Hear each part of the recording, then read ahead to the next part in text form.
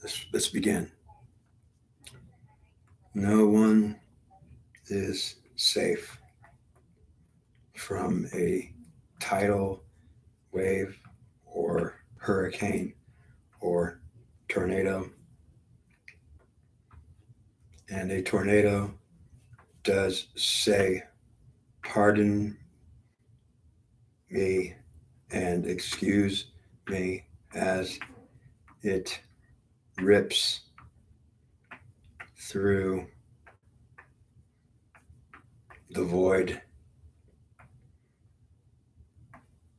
taking everything out, literally, by force. The tornado is a punishing force that is not a property of an entity that has a consciousness, or if it does have some form of intelligence, like if the tornado could actually have intelligence and knows what it's doing or where it's going. It's unforgiving and it doesn't negotiate. It certainly demands everything, takes everything, and asks for nothing.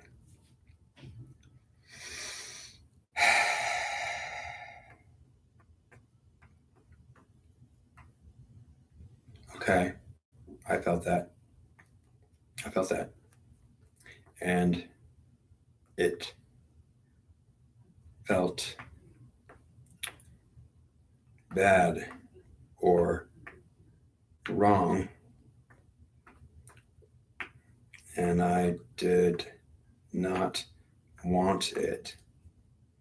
That felt like being poisoned.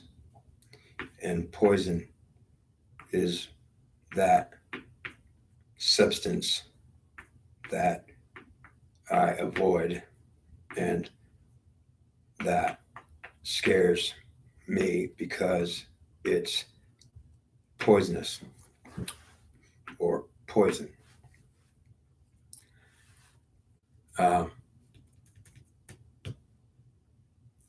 Now, if it could be that it was not a problem, that I was okay in my soul, that I was okay with myself and calm and okay, not emotionally disturbed or thinking I feel a threat directly threatening me. And so it's an emergency or urgent situation to be exposed to that characteristic that is not able to provide adequate comfort to any individual. It makes people scared and uncomfortable and unwilling to participate or afraid to participate. So if it's a fact, no one is watching,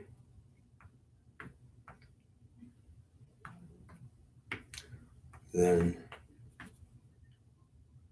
It's just me saying that you're guilty as charged for being that nice and loving and ready to help anyone in the world, including serve your God loyally and more loyally than any other by a far, far amount. An impressive man and a guide to the world, a counselor of the greatest skill in human ethics and psychology and sociology and all forms of philosophy are able to be understood by this man. So he is guilty of being aware of much information the world does not have at this time. Sounds good to me. But I suppose it's not in my head, it's in his head. So it's not like I know anything. It's in his head. He's right here. If God is here and anything said is really God, then Dennis is just a vehicle to, as a tool, be used by God to communicate. So it's not like I have any information in my head. It's more like he has all the information in his. He's just going to tell me what to say, and then I'll know because he says it.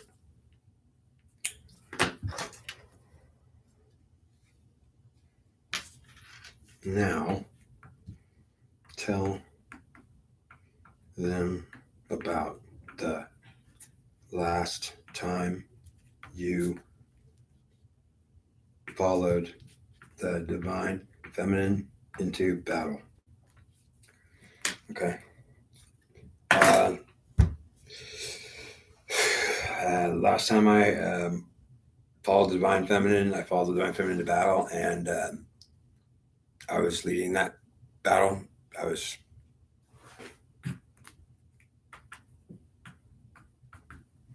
a soldier one time, long ago, in a different life. In a past life, I was a soldier and a high-ranking individual. I was an alcoholic and drank a lot.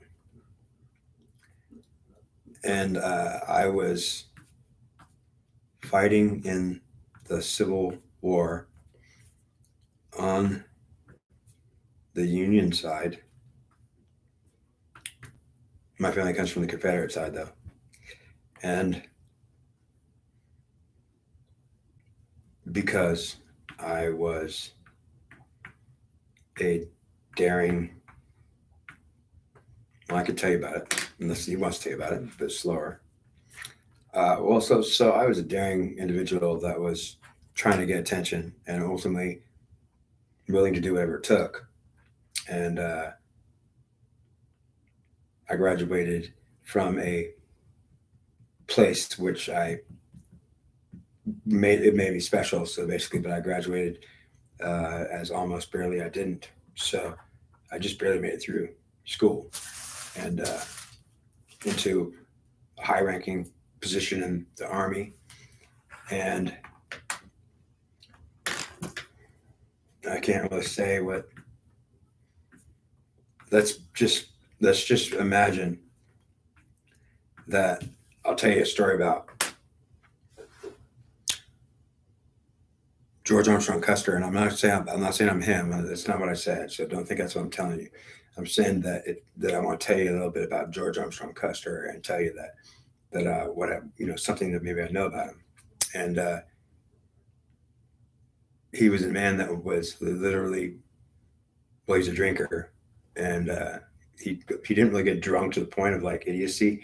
He would drink and have a good time, and he was a leader, and sometimes with the alcohol he led, but ultimately the alcohol wasn't truly why he was.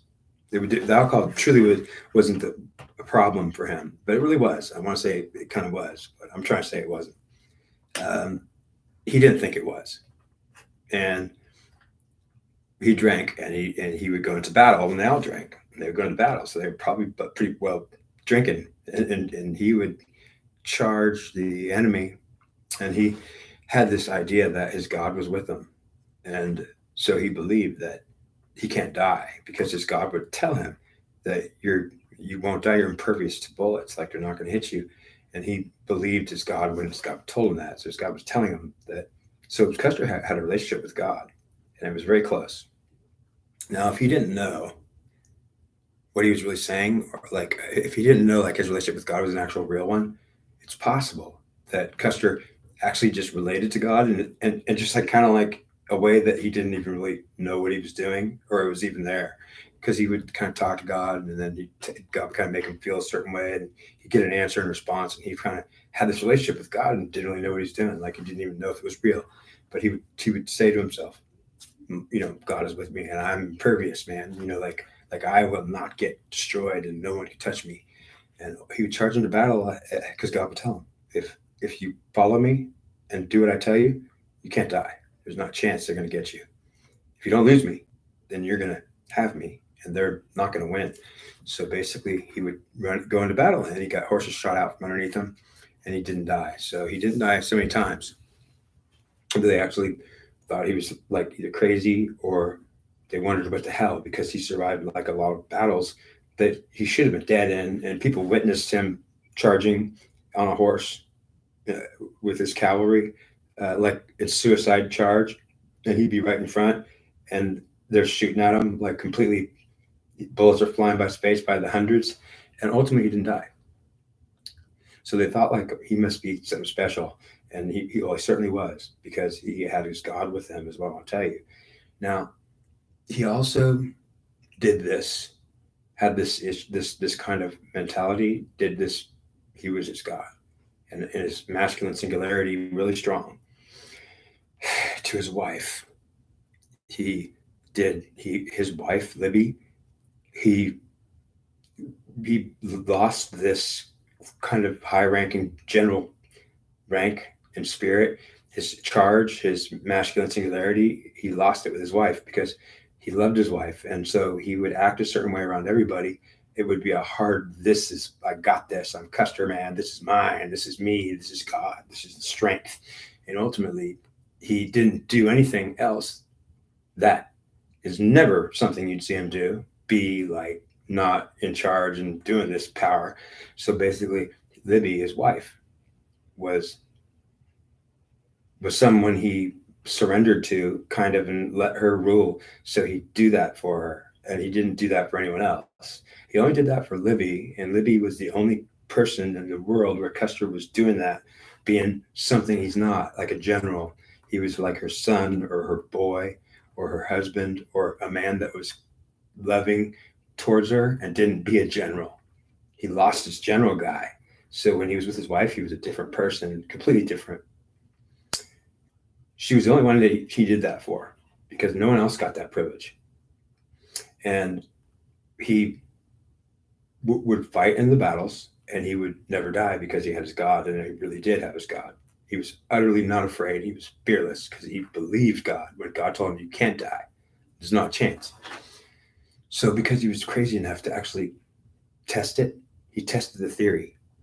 He actually went out there battle and see if okay, fine, if I'm not gonna die, I'm gonna see it.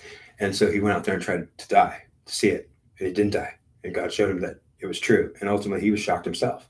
So even Custer was like, damn, I can't believe I didn't die. I did it again today. We drank some beers and I freaking charged that thing, man. I charged them and I should have definitely died. And I didn't think it was coming out of there for sure. But ultimately, that's what he might have said to you. I couldn't believe I lived. There's no way I lived through today, man. He loved it. And he was like partying later, talking about it. It's really not funny. But it's truly, he probably did laugh about it.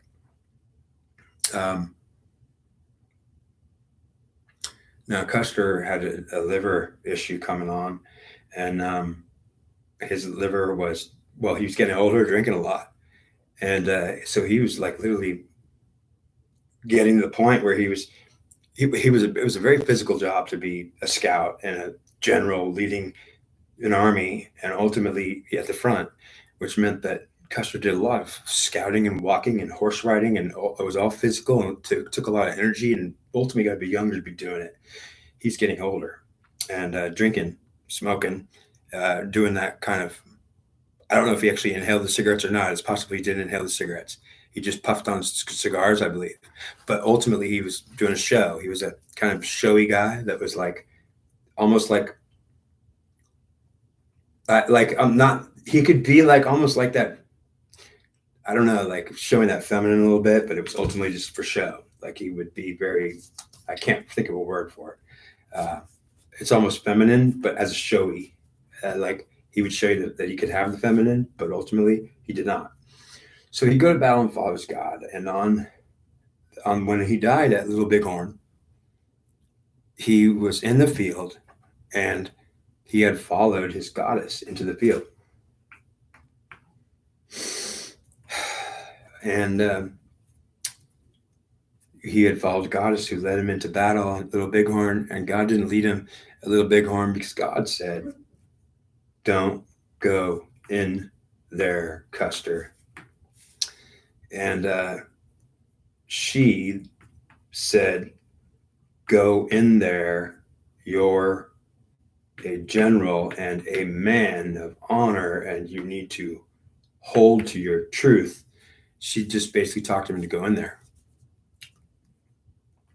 He was told by God not to listen to her and to ignore her or whatever you want to do, but do not go in there or you will die. And he kind of had that thought, but understand, because he couldn't talk to God like literally like I'm doing it and you're seeing it. God is not talking to him like this out loud. And you could, I'm just saying whatever he's saying. He didn't have the skill to be able to talk to God like that good. So what he did was he felt what God was saying, and God was telling him. He didn't hear any words. He didn't know what God was saying. He didn't even maybe know God was saying anything or even that he was even there.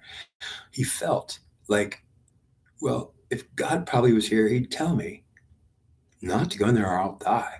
So he was warned, and he actually knew not to go in there. But the thought came right through his head, and it kind of went on.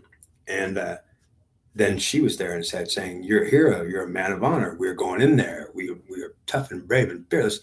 Ultimately, Custer agreed to follow her. Now, he was doing it because he was probably, well, he was trying to honor and be fair to her. And he had taken his God all the time. And he had taken his God all the time. He couldn't take both her and his God. He would have to listen to one of them.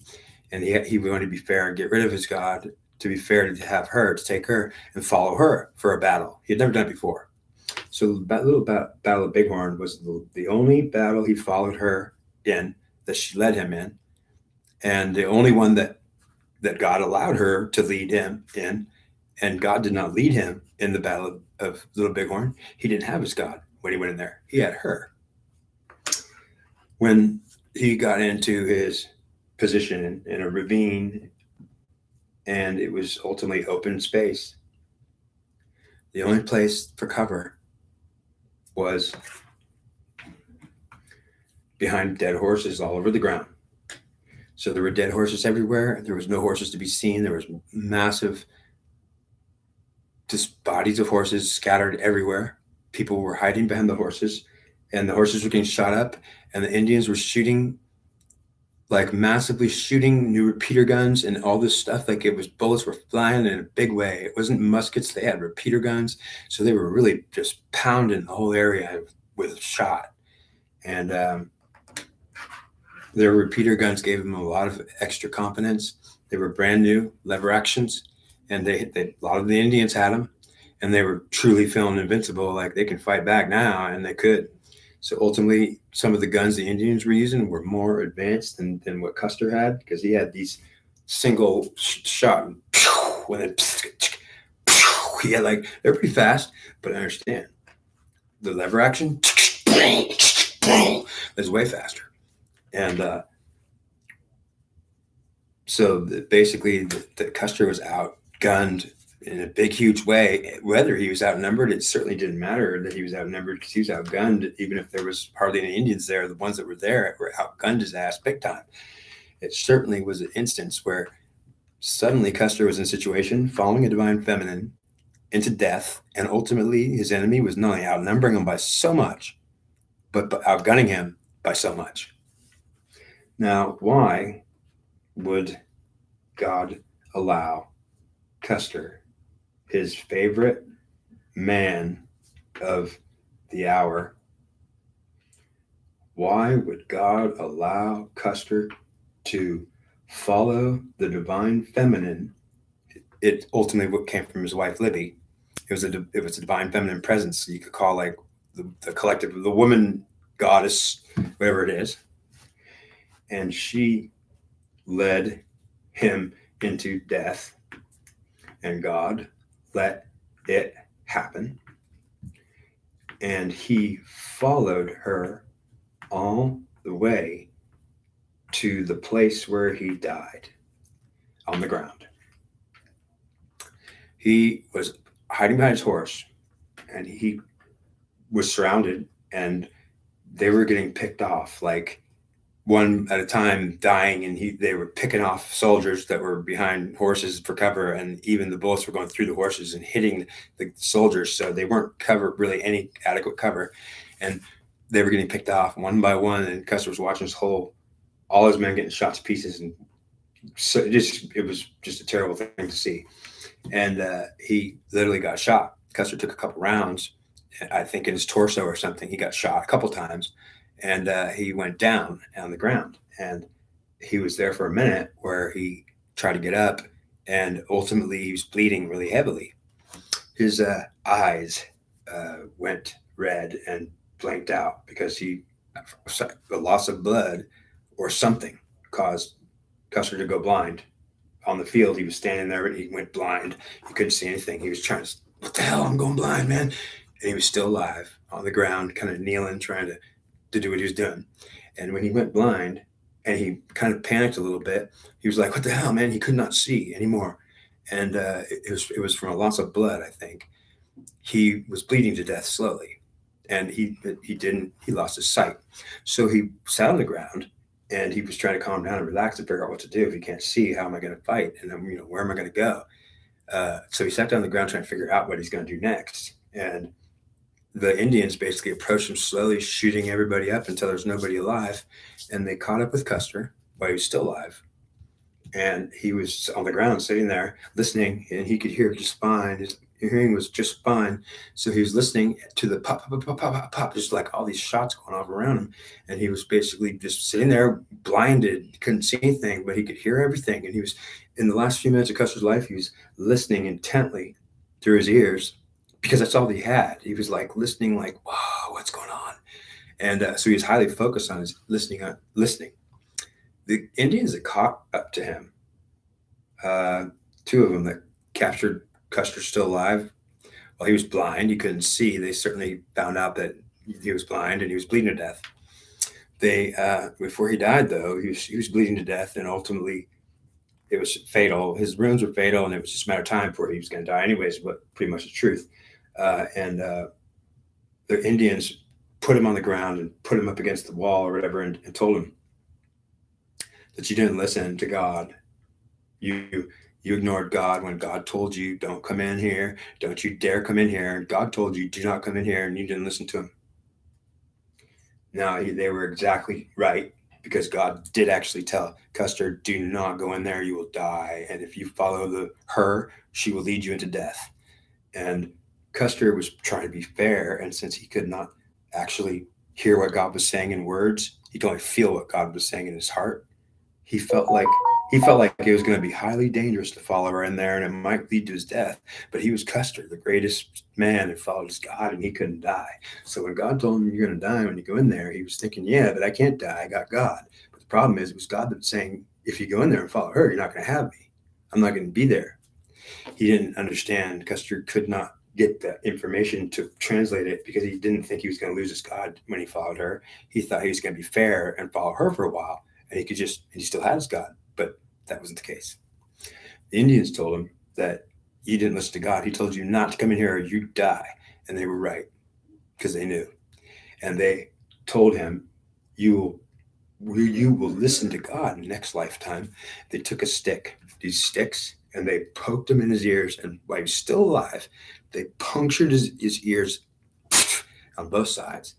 And it's the most painful thing in the world to get your ears punctured by a stick. And both of them got punctured all at once. Right after they told him, you will listen to God next time in your next life, and punctured his ears. He was still alive, and he couldn't see. And now he went deaf, and he was screaming in pain, trying to survive. And he was blind, and he was deaf now, in severe pain, still alive, bleeding to death. And he bled to death right there on the ground, with his ears punctured while he was in pain, bleeding. And he died on the field, probably a half hour later.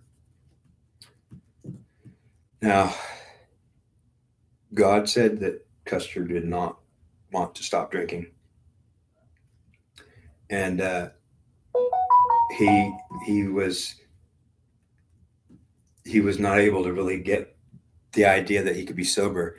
And when God told him you have to quit drinking, you're gonna have to quit drinking because then you could have a life, but ultimately your liver can't handle any more drinking, and you'll die if you drink. And God told him, I don't want you to die. And understand, Custer never heard this. Understand, when God was talking to Custer, Custer did not know it. But when God talked to Custer's heart, Custer felt it. So he knew what God was saying in a feeling, and he didn't even know God might be talking to him. And if he did know God was talking to him, he certainly only felt it. He wasn't sure what God was really telling him. He had to kind of translate it. Like, I don't know what I'm being told, but I think God's telling me something. So he didn't have anything kind of words. He didn't know how to talk to God like I can do it, or understand. The skill I have is I talk to God like I'm talking to him now, right in front of you.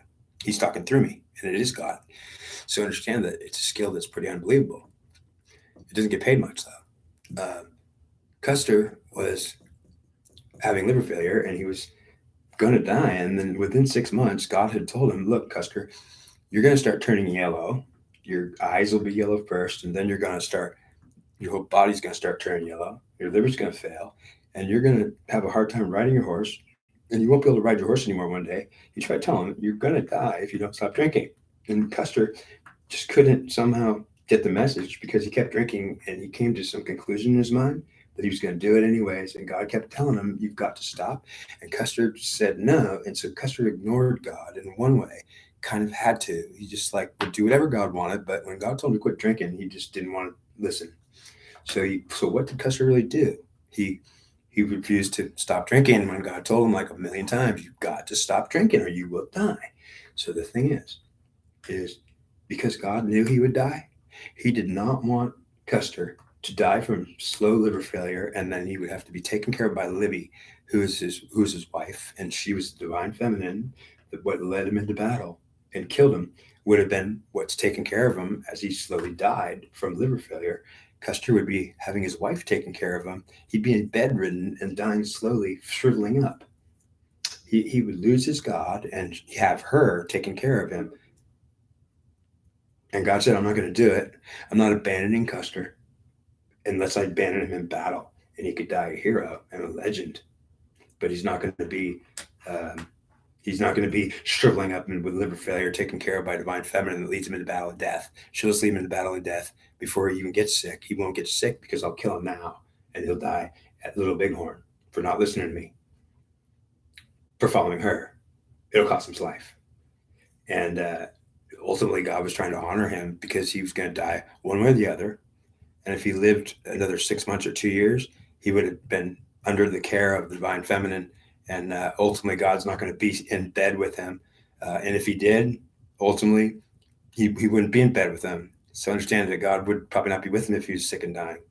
He would be somewhere else. So he would lose his God while he was sick and dying. His God wouldn't be with him anymore for whatever reason. Maybe he didn't like him or he abandoned him, but maybe that's why he was sick and dying. Ultimately, Custer was killed by God, and it was all a setup, and he used her, and she did it without him telling her. So basically, God didn't tell her to lead him into battle and kill him. She did it. That's what she wanted to do, and God knew it. So he just let her tell him whatever she's going to tell him, which he already knew what it was, and Custer did it, followed her. So she killed him. So that killed Custer. He did that. He died for her. And ultimately, that's the key trigger of why he died. If he had refused to follow her, then he would have refused that information she was trying to push on him. He would have said, I ain't taking that information, whatever it is you want me to take. And I'm not doing that for you. Because if he did that for her, he would do whatever she wants. He would be her puppet. So he was her puppet. That's what he did. That's what killed him. Okay. I want to talk about another one.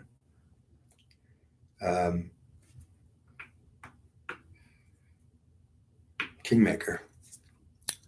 There was a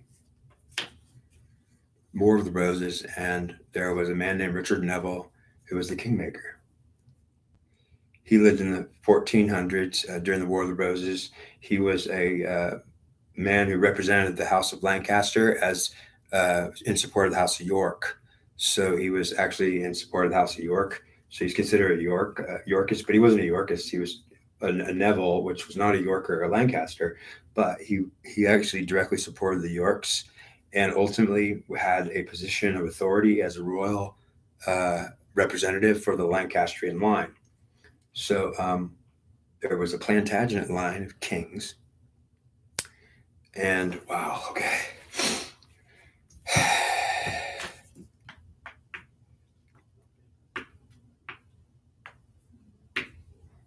Okay. There was a Plantagenet line of kings who were starting with King Henry II, and he was my uncle, my grandfather. Excuse me. Kingmaker was my uncle on my family tree, but an uncle, a great uncle, or something like that. Yeah, it was uncle, I think. And King Henry II was my grandfather. King Henry III was my grandfather, and there was Edward I, King of England, was my grandfather. Edward II, King of England, was my grandfather. Edward III, King of England, was my grandfather. And I found a line of absolute bunch of grandfathers that were kings. There was a whole list of them in different lines, and I had found a bunch of royalty in my family tree that you can't believe. Kingmaker was one of them. The Kingmaker was a man named Richard Neville, who was living and ultimately started the War of the Roses. It was over the separation between the York and the Lancastrian line, and the Yorks were single-minded men, and the Lancastrians were more plurality. So they gave their wife a lot more power. And I've already talked about this. Richard Neville was rich, and he had so much money that he didn't run out. I mean, he couldn't run out. Like Richard Neville was a baron. Truly, he was using something called suo jure. So SUO, and then the next word is JURE. Suo jure. It's a Latin term for taking power in the name of her. So the reason why he had power was through a woman that was very powerful, and it was very rare to have a woman that was very powerful. There were powerful women that there were very few and far in between, and rare that you would see a powerful woman that could actually have the power of a man. They didn't have power of men, but his like whoever he was, his aunt, his mother, or some relation directly, was a powerful woman that owned a lot of land from her husband that had died. And so he was taking his authority from her, and it was her property. So basically, he was taking his power in the name of a woman, and a powerful woman. It was rare to think that you're going to see a man that is actually taking his authority directly from a woman who owns a lot of property and is a powerful woman. Most men take their power from the fact that they're men, and they're not representing a woman or even taking their authority because of her. but he was powerful in her lands that she owned. So he went around those lands in authority doing it. It was his power. Um, he he supported York, the Yorks, and he tried to put Richard York into power as a king because he came from he was valid. He came from the Plantagenet line. Um, Richard York was murdered by the Queen, the wife of Henry VI, with an army in a surprise attack. I think at the Battle of Wakefield, but I'm not sure the name of it. So he never had a chance to be king because he was killed and ambushed and killed, captured and killed before he ever actually could be king. So all that was left of the all that was left, Richard Neville had his son who was 18 years old. His name was Edward IV. Edward IV was like an 18-year-old kid who was the son of Richard York, and Richard York was the valid line of Plantagenet kings, which split off into two groups: a Lancastrian line and a York line. The representation of the York line was singularity. The representation of the Lancastrian line was a plurality. So in the Lancastrian line, it was more fair between men and women. Wife and husband got along better. Ultimately, husbands gave their wife power, and ultimately they didn't give them power, but said they could have power, but they can't have it actually, which also made women resent that because some of them got power actually, and the husband wasn't happy, and some of them only were told they got power, and the wife was happy, but the husband would have to give her his power, and then he wouldn't be happy. Basically, power sharing is not possible. So that's what the York line would say. You can't share power with your wife, not unless you want to give it to her and lose it. And ultimately, that's something the York man would swear by, the truth. God says, not true if I say it's not. So basically, yeah, it's not funny. He's saying, well, yeah, if God says whatever he wants to say, he could say it's fair, it's not fair. He could change his mind, or he could, if he wants to put a woman in charge, and you can, yeah, it doesn't matter. It's just you can't share power, not really. God doesn't do it. He won't do it. And is that right, God? Yes. No power sharing if I keep my power. And otherwise, I have to give it up to her. Is that right? Not always, but it's close enough for the understanding. So Richard Neville was a rich man that could buy anything he wanted, and he hired a private army to literally what he did with all his money. He had so much money, it was ridiculous, and he could not run out of it. So he was a man who was not just rich, but he had an endless supply of money that didn't end out. It didn't end.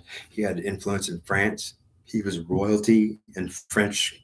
The French line of royalty recognized him as well. He had titles in France that were high, meaning the French had given him a lot of big royal titles of importance in the French domain and realm.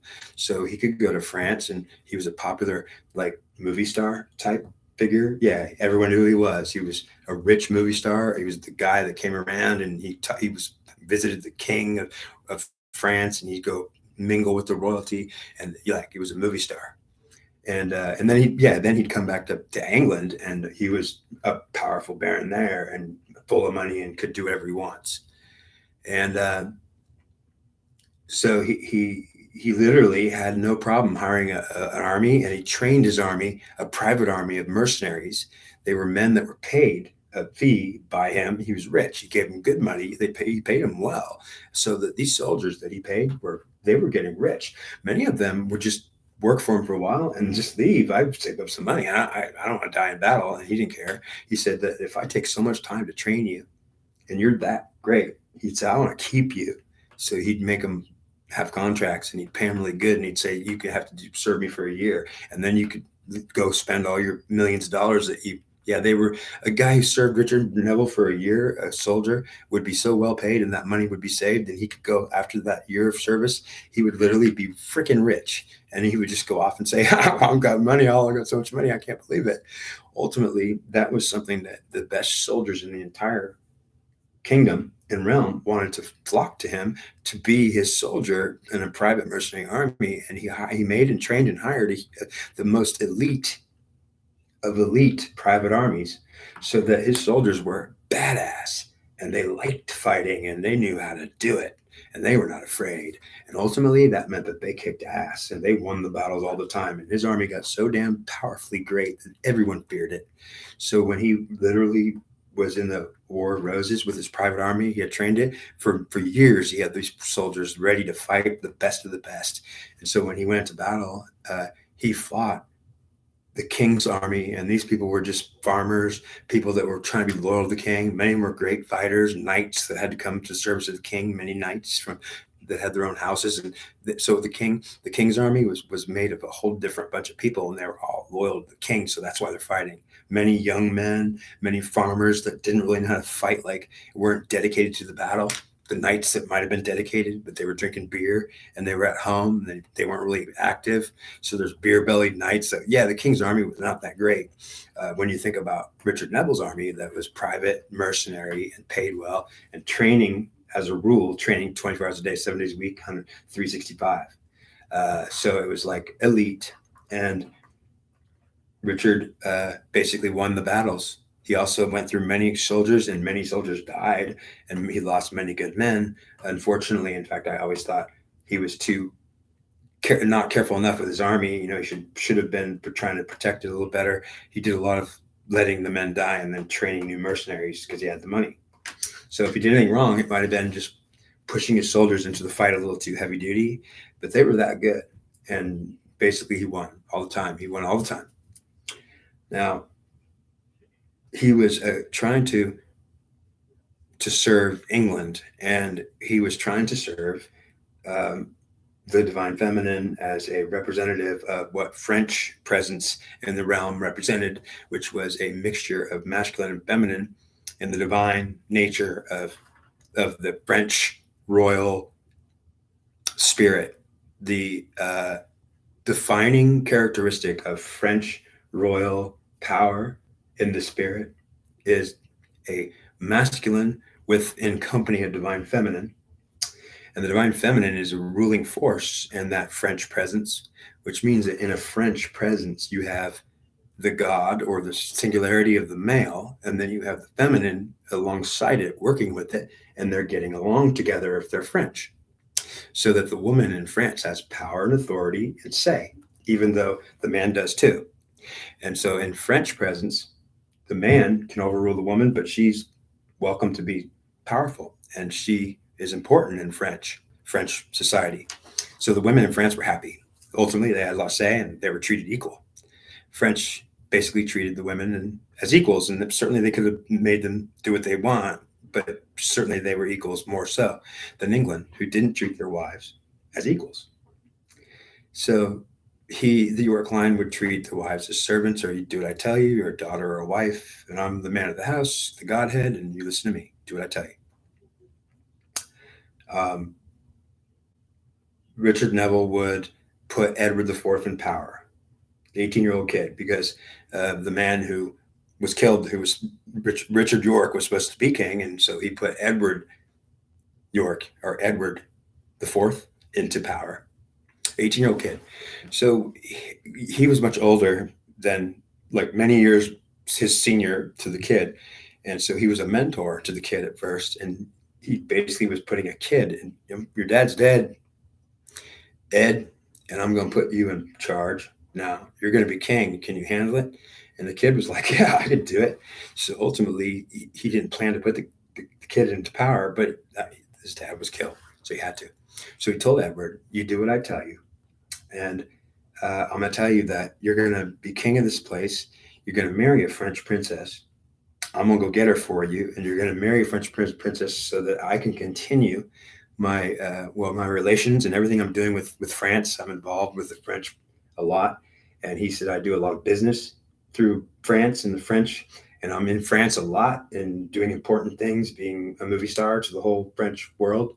Because he was very popular, and he was high ranking in the royal presence, and everyone loved him. So he could basically go to France and be like, Yeah, it was great there. Everyone loves me, and they think I'm a king, but I'm not. But they certainly treat me like I'm a royal king. Uh, so he put in England. He was a baron with all the money in the world, but he was no king. So he put Edward the Fourth in power and told him that you're going to marry a French princess, and so can you do that for me? And ultimately, Edward said, I can do that. And you want me to marry a French princess? He said, I want you to marry a French princess because I want you to have a French presence in as your wife, Queen of England, so that I can do what I want to do in France. And I'm already highly connected in France. So if I can get a French princess into the as Queen of England, not only am I going to increase my popularity by far, but the French royal government is already loves me. They're certainly going to be loving me even more. I'm going to cement my greatness in the French. The whole French kingdom's going to never forget me.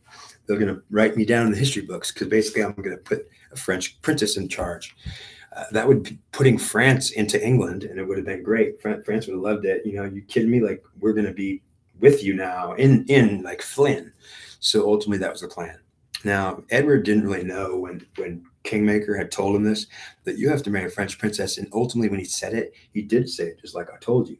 But the reality is that Edward didn't really realize that if he would decide not to marry that French princess for any reason, and understand that Kingmaker would not be taking any reason, you're going to be king and marry a French princess. That's all. That's what you're going to do. And that's what he told him.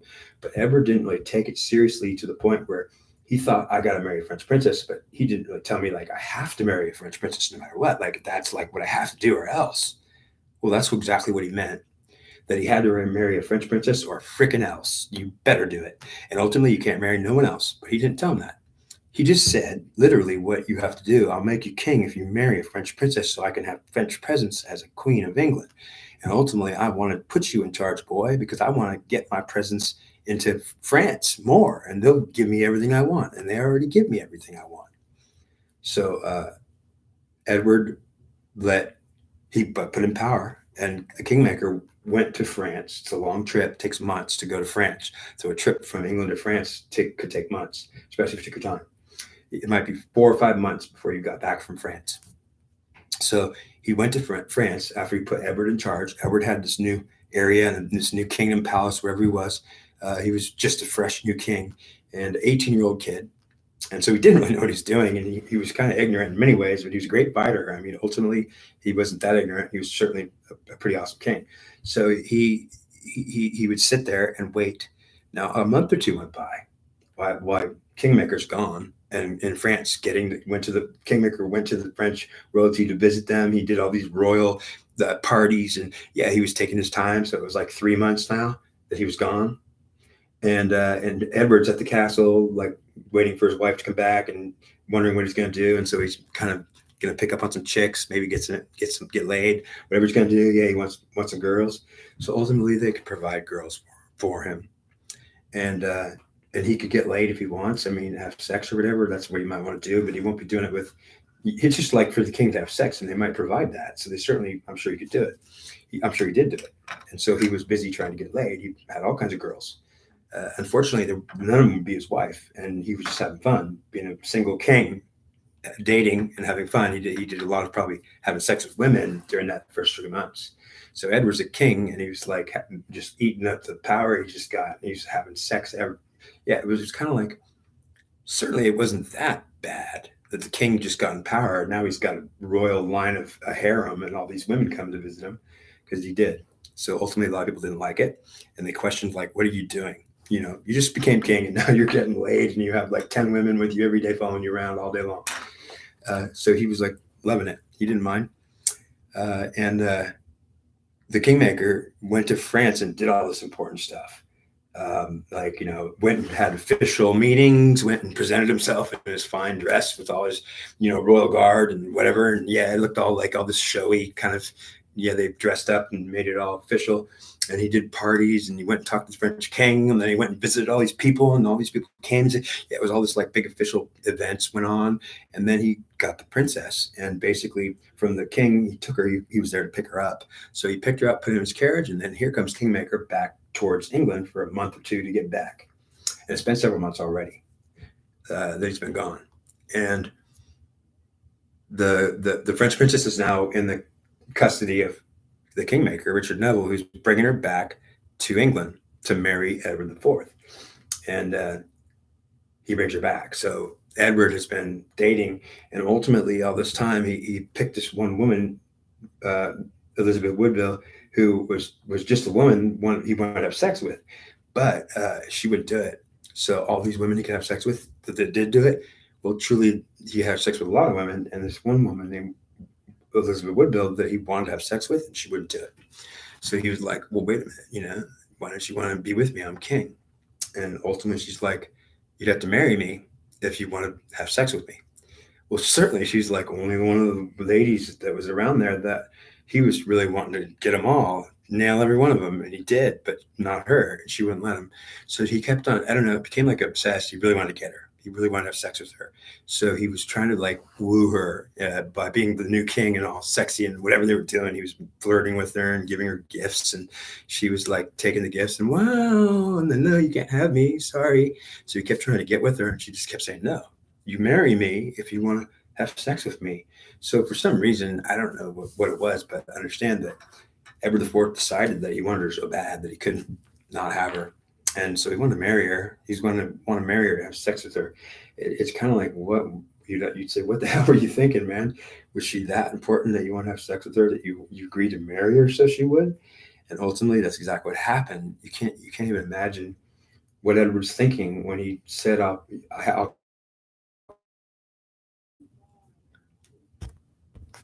So, ultimately, it was like that's what happened. And she had sex with him after he married her in a private place with only a few witnesses.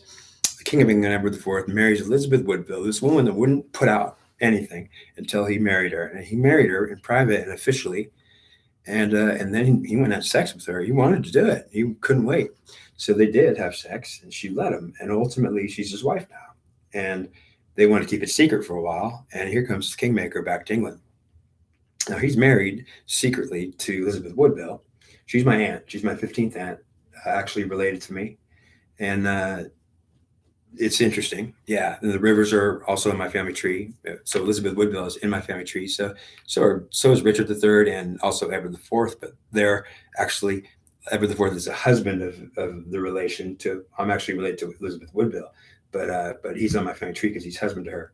And also Richard III is also his brother, which is so I'm related to them through her.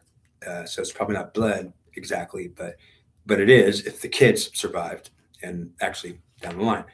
The family tree that I got is ultimately a link you get from uh, ancestry.com. So I don't make up the links. They either have them there or not. If I don't find them, then they're not there. But ultimately, ancestry.com checks everything.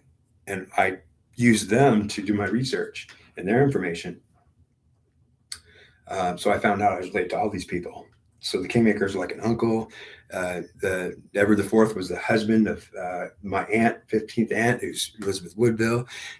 Richard III, the King of England, was the brother of Edward IV, who was husband to Elizabeth Woodville, who's my 15th aunt. And then I was related to, there's a grandmother, which is her, okay, Elizabeth Woodville's mom is my grandmother. So I don't know how that works, but I understand Elizabeth Woodville is an aunt of mine. Her mother is a grandmother. And understand if that doesn't make any sense, well, that's what I'm telling you, but it makes sense. I'm not even sure. I look at the tree and say, I don't even know, but I think that's what it is. So the whole thing was Kingmaker comes back with uh, with a wife, with the French princess wife, and wow.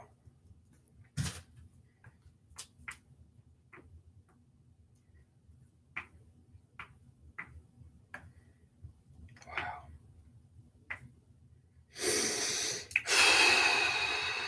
Okay. So now the Kingmaker brings the woman, the princess, the French princess, into the palace to introduce. And so there's an official meeting where Edward IV is there to accept her to move in to be with him.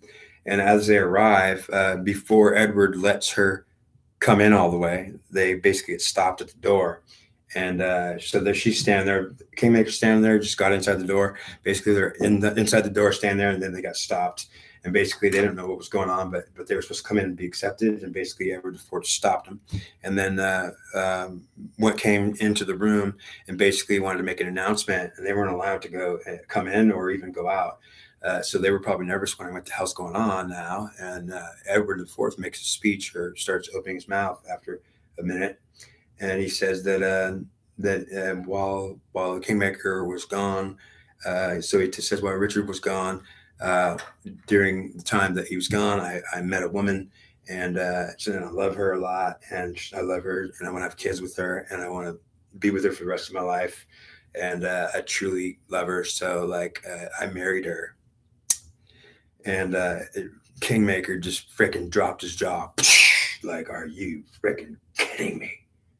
Like, you just like don't even tell me that's the one thing you don't want to be telling me.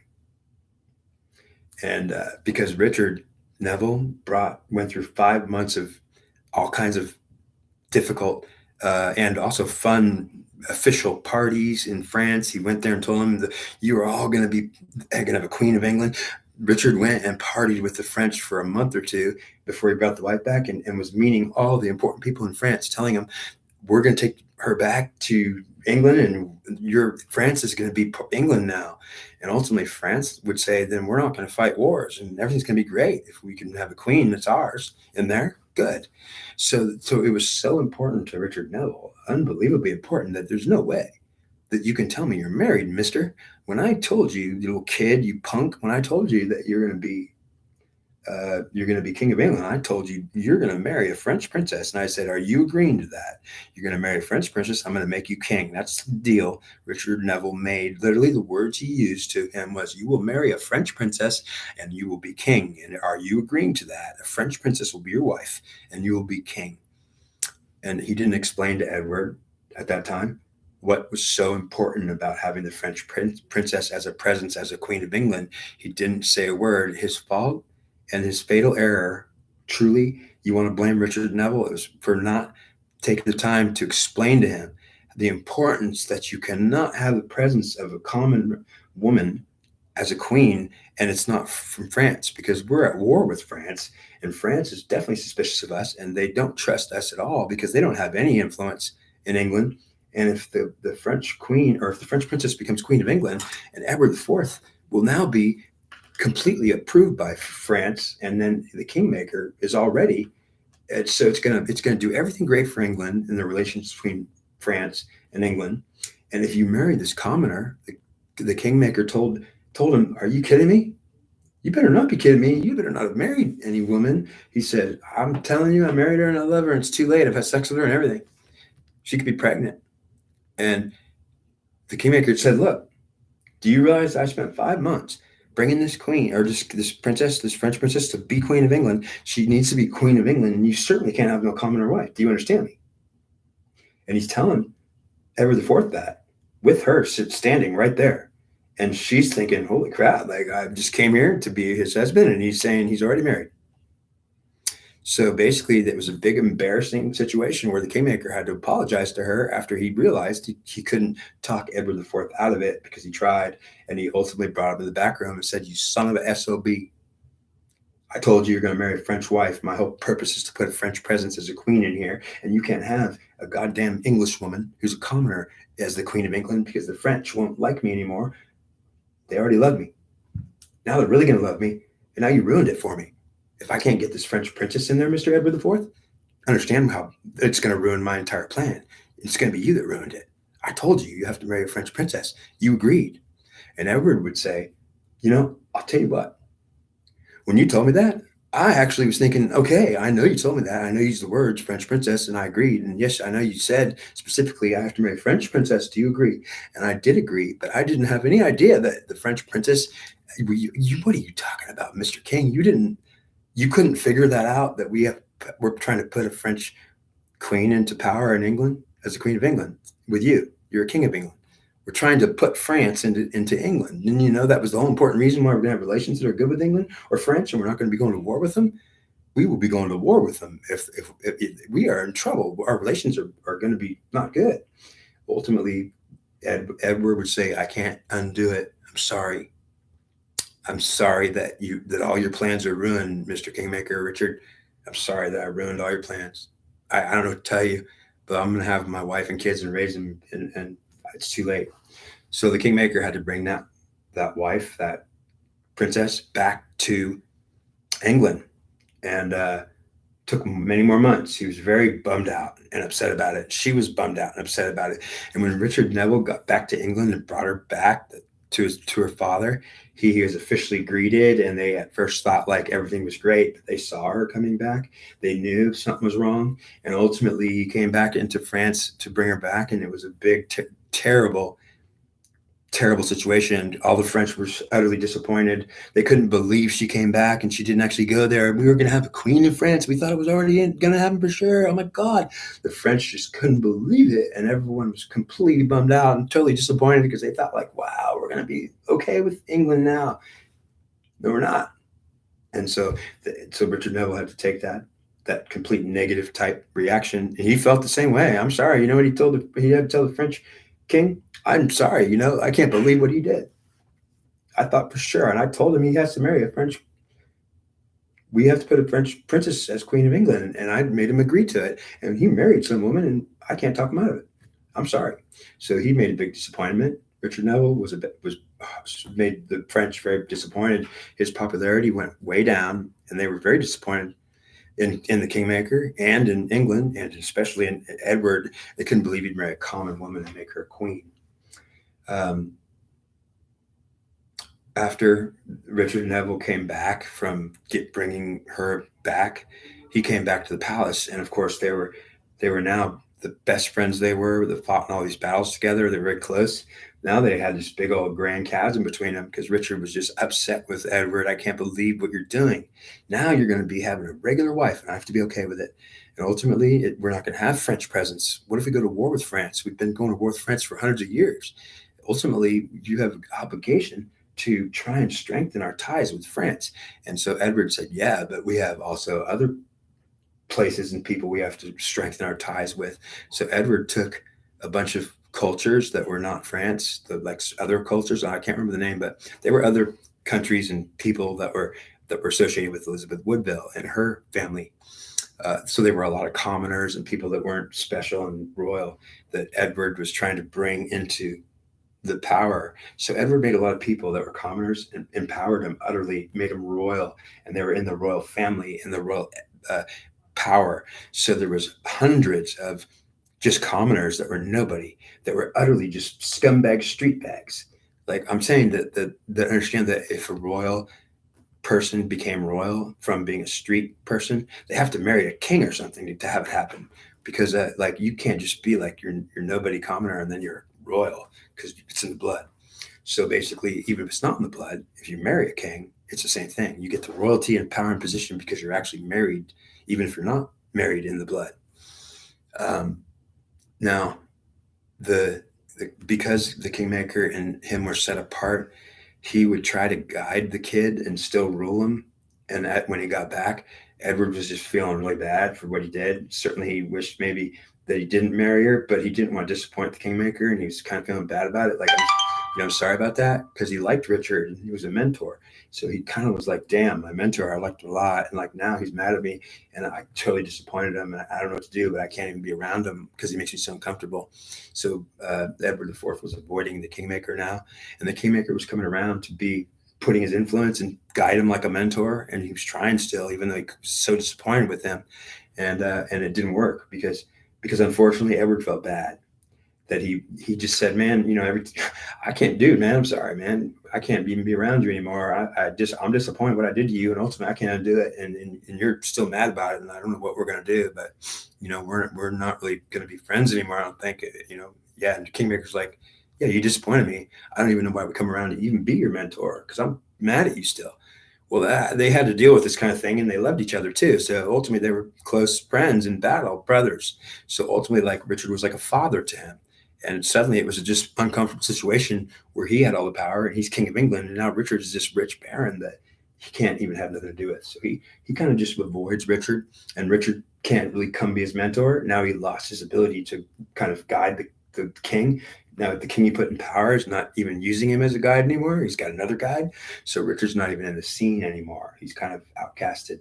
It's unfortunate because Edward didn't really mean to outcast him. He certainly felt bad for what he did, and he thought he had a right to marry a woman that he loved, not a woman that he maybe didn't love, that might be a reason for their relations between France and England.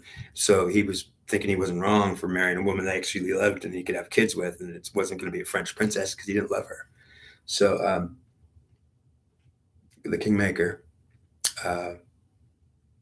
was able to slowly see that he was losing all his influence and he couldn't really be a presence next to the king anymore. And ultimately, it led to a huge problem where they fought in a battle and Edward killed the kingmaker. The kingmaker went from Edward's side and he put Henry VI out of power. So Henry VI was toppled, and Richard Neville and Edward IV took Henry VI out of power. And also, Henry VI's wife, who was a queen, was ruling the country because Henry VI was letting her rule because he was a Lancaster.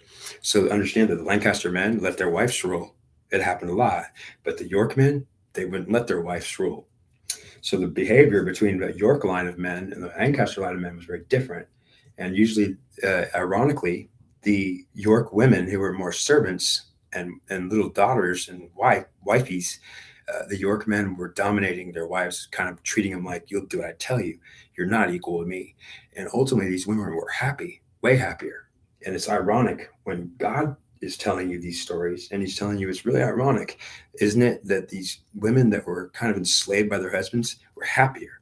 Because not only did they realize that they couldn't fight back, it won't work. My husband demands to be in charge. He's absolutely not going to give in. So these women were like, they would discuss it amongst themselves. Is your husband, can we do anything here? No, we can't. Your husband's going to insist he gets complete charge.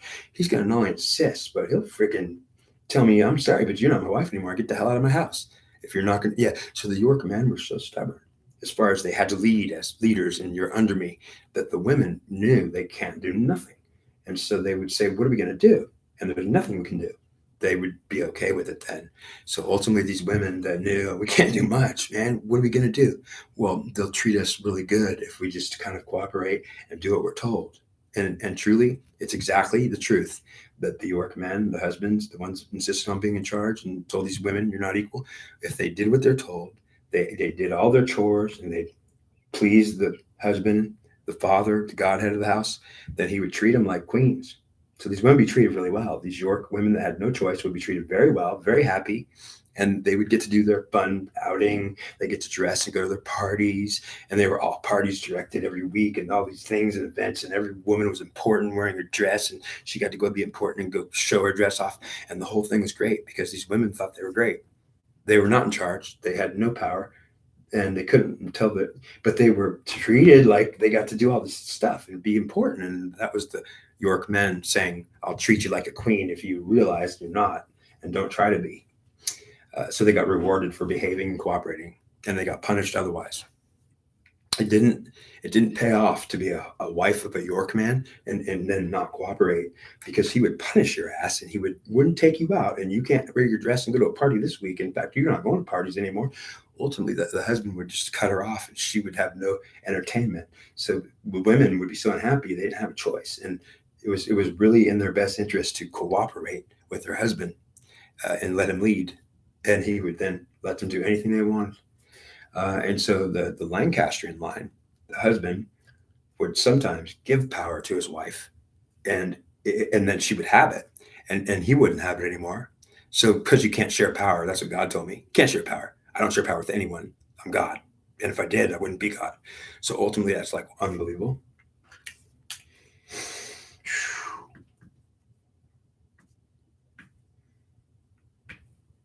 Okay, so the Lancastrian line was a different behavior. So the Lancastrian line of the people that were royal was a royal family, a bunch of people that were in a bunch of families that were called the Lancastrians. They were official line of what was from the Plantagenet kings, which were really powerful and mean kings at one time, and it split into two houses, the Yorks and the Lancastrians. The Lancastrian was different from the Yorks. The York were single-minded men who ruled and were singular and masculine, and that was the way it was. And the Lancastrian was a sharing of power, which ultimately was an attempt to share power between men and women. So the Lancastrian husbands were in cooperation with their wives. They loved them much deeper, and they ultimately let them do more authority. So if you talk to a Lancastrian husband, he would either have given his wife his power and she's leading with it, and then he would either be happy about not having his power anymore because his wife has it, or he would be not okay with it. So maybe he would give it to her and then kind of be resentful. My wife gets to lead, but now she took my power and I don't have it anymore. Well, you're the man of the house. Why'd you give it to her? Well, I mean, I'm trying to be fair. I'm trying to give it to her. I know, but now you don't have it. Well, I know that she gets mad and says that I have the power all the time. And I'm trying to be fair and give it to her once in a while. Well, make sure you take it back then. Don't let her keep it all the time because it's yours too. Oh, I know. So we kind of like we go back and forth and bicker like that. And ultimately, the husband might not be happy or so happy he's giving power to his wife and let her be so strong. And the women loved it, in the Lancastrian line, but understand they were very unhappy. So God was telling me that too. He says, you don't understand that like these women that were in charge and had all this power in the Lancastrian line were very unhappy. And the women that were servants and had no choice in New York, they were very happy because they didn't try to resist when they knew there was no chance they were going to win anyways. They just accepted what was going on and tried to enjoy what was happening. So that if there was a big success in kind of enslaving the women, there was a big success for them too. They just kind of said, yeah, well, we're like slaves, but they treat us like queens. My husband loves me just lavishly in gifts and fun and greatness. That's all I had to do was agree to be a slave. That's all you had to do because now it's all good. As long as he has power, he'll be happy with you. And in the Lancastrian line, it was, okay, is the husband going to give it to her? Is she going to take it? Now, is he going to tell her she has it but not give it to her? Because that was very, very possible that maybe a man would give his wife power, say, honey, you could rule the house, but he wouldn't actually give her in spirit the actual entity of power. He'd keep the singularity. So he'd only say she could have power, but he's not going to give it to her actually. So she doesn't really receive any power actually, because it's something you actually receive. Or if the husband gives power to the wife, it's something that she actually gets and receives, and he loses it. So if he keeps it, tells her she's in charge. Many Lancastrian husbands did that. They would tell the honey, you can be in charge. Yeah, honey, you're in charge. And ultimately then she'd say, oh, great, I'm in charge. And she didn't have no charge because he was still keeping the spirit. He'd say, yeah, I gave it to her, but I'm not giving it to her. You're crazy. Ultimately, that would be a woman that would look at her husband and say, I thought I was equal and you didn't even give me any equality, or you tell me I'm in charge, I'm not. So there was a lot of problems and debates in the Lancastrian line. But the men who gave power to their women, their wives, and actually gave it to them and said, it's okay. She could rule. I love her. She treats me right. So she's in charge and I'm a happy man saying my wife's taking care of the house and doing everything. So in that place, there was a lot of Lancastrian women that had complete power like queens, which was unbelievable because it only happened in that family line. Women didn't have any power anywhere, and there was no powerful queens or women. So basically the Lancastrian line of the feminine collective was powerful women that got to either pretend they're queens and that was good enough, or they were actually queens and they were all mixed. Some of them weren't actually queens. The husband was just saying that.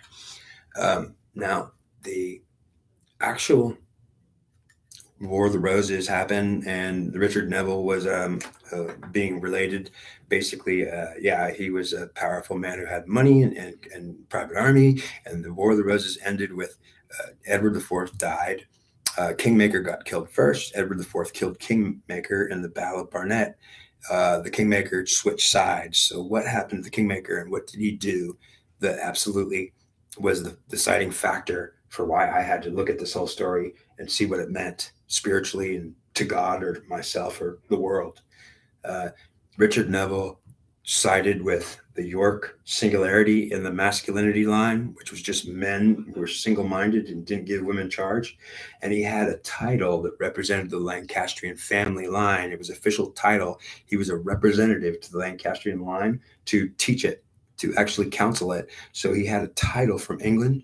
I can't remember the name of it, but there was an official title that Richard Neville was supposed to guide and direct the Lancastrian family line as a mentor, as a powerful baron mentor who was rich and famous.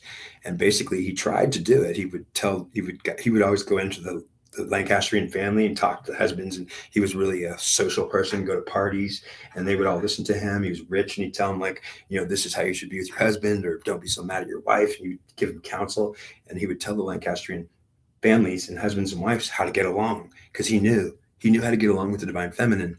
So understand what was going on with Richard the Neville. He was trying to teach the Lancastrian line how the divine masculine and divine feminine could get along with each other. He did not really realize that you can't share power. Understand, Richard Neville made a kind of fatal mistake, is what God told me. He said that he was a man who believed the feminine could be in charge and work with the masculine, and ultimately, if they respected each other, they could both have power. Well, he was wrong. And ultimately, how it's proof he was wrong is, understand, the War of the Roses started because he supported the Yorks that didn't give women power. And he was also representing the Lancastrian line, trying to make them get along. It didn't make any sense. If you look at it like this, it didn't make any sense what he's doing. And he started the war using the Yorks. The army of the Yorks is where Edward IV was. And so Edward IV was a York, and Richard III came after him was a York. Those were all single-minded men that didn't give women equality or power.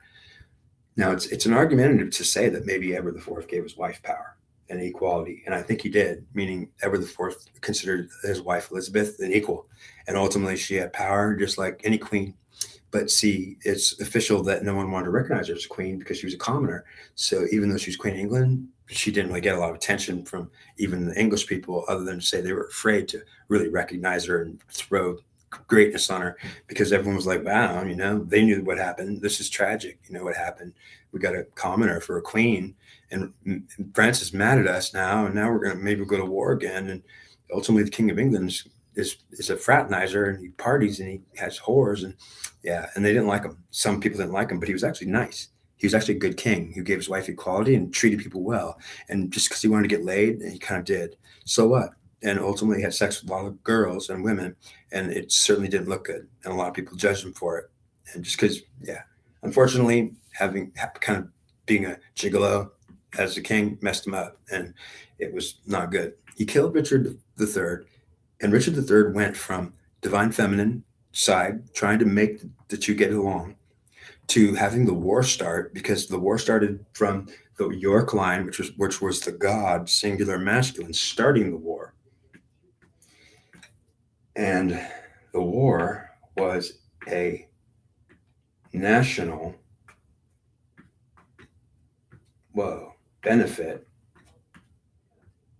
to humanity.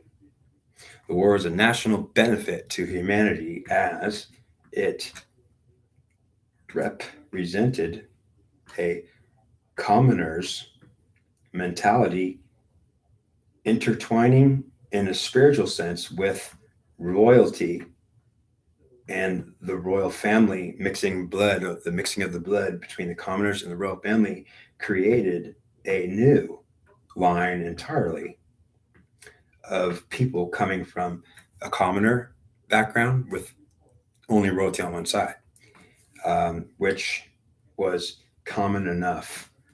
But to have the royalty on both sides was, if you're really in a royal family, to be missing from one side was ultimately a mistake. If you had just royalty on one side of your family, it was considered not special. So if your dad was a king, but your mom wasn't a queen, it was probably not special. Or if you had a queen for a mom, but your dad wasn't a king, well, it wasn't very special. Ultimately, France might say that. Now tell them about the last time you made a big mistake following the divine feminine. Okay, well, I already told you about the Custer time when George Custer followed the divine feminine to battle and died at Little Bighorn because his God left him. He didn't know, but he couldn't carry both his divine feminine and his divine masculine, his God. Custer could not carry both. He could only carry one, and he didn't know any of this, so he certainly was doing it in his feelings, and he wasn't sure what God was telling him, because the way Custer talked to God was through his feelings and his heart. He had to translate feelings. He wasn't sure what God was telling him. He had to make it up. I don't know. But ultimately, he decided to follow her into battle. And God said, you're going to die if you do. And ultimately, don't do it. So he decided to do it anyways to respect her, because he figured she needs a turn and we got to be fair. Now, the next time before that, let's go back let's go back way far and say that I did that what I just described through what George did. I did that again back in Trojan conflict as Hellenist. I tried to change the Divine Feminine collective as a high priest of Apollo. I tried to change and alter the Divine Feminine collective for 7 years by having talks and relations and counseling the women of Troy, telling them what they have to do to please Apollo and please their husbands and have the most authority they possibly can, even if they can't really have it. And ultimately, they can't really have it. So understand that I tried as a man named Helenus, who was the high priest of Apollo and special, yeah. And I've already told you about that. He not only tried to change the collective for 7 years, but so did I. I tried it for 7 years. I did it for 7 years. I started tarot card reading in 2016. And in 2022, God told me, you've been doing this for 7 years now. And I said, what? Like, I didn't know what that meant. He said, you've done this before for 7 years and failed. This is the second time you tried it. So supposedly I was told, well, not supposedly, I was told by God.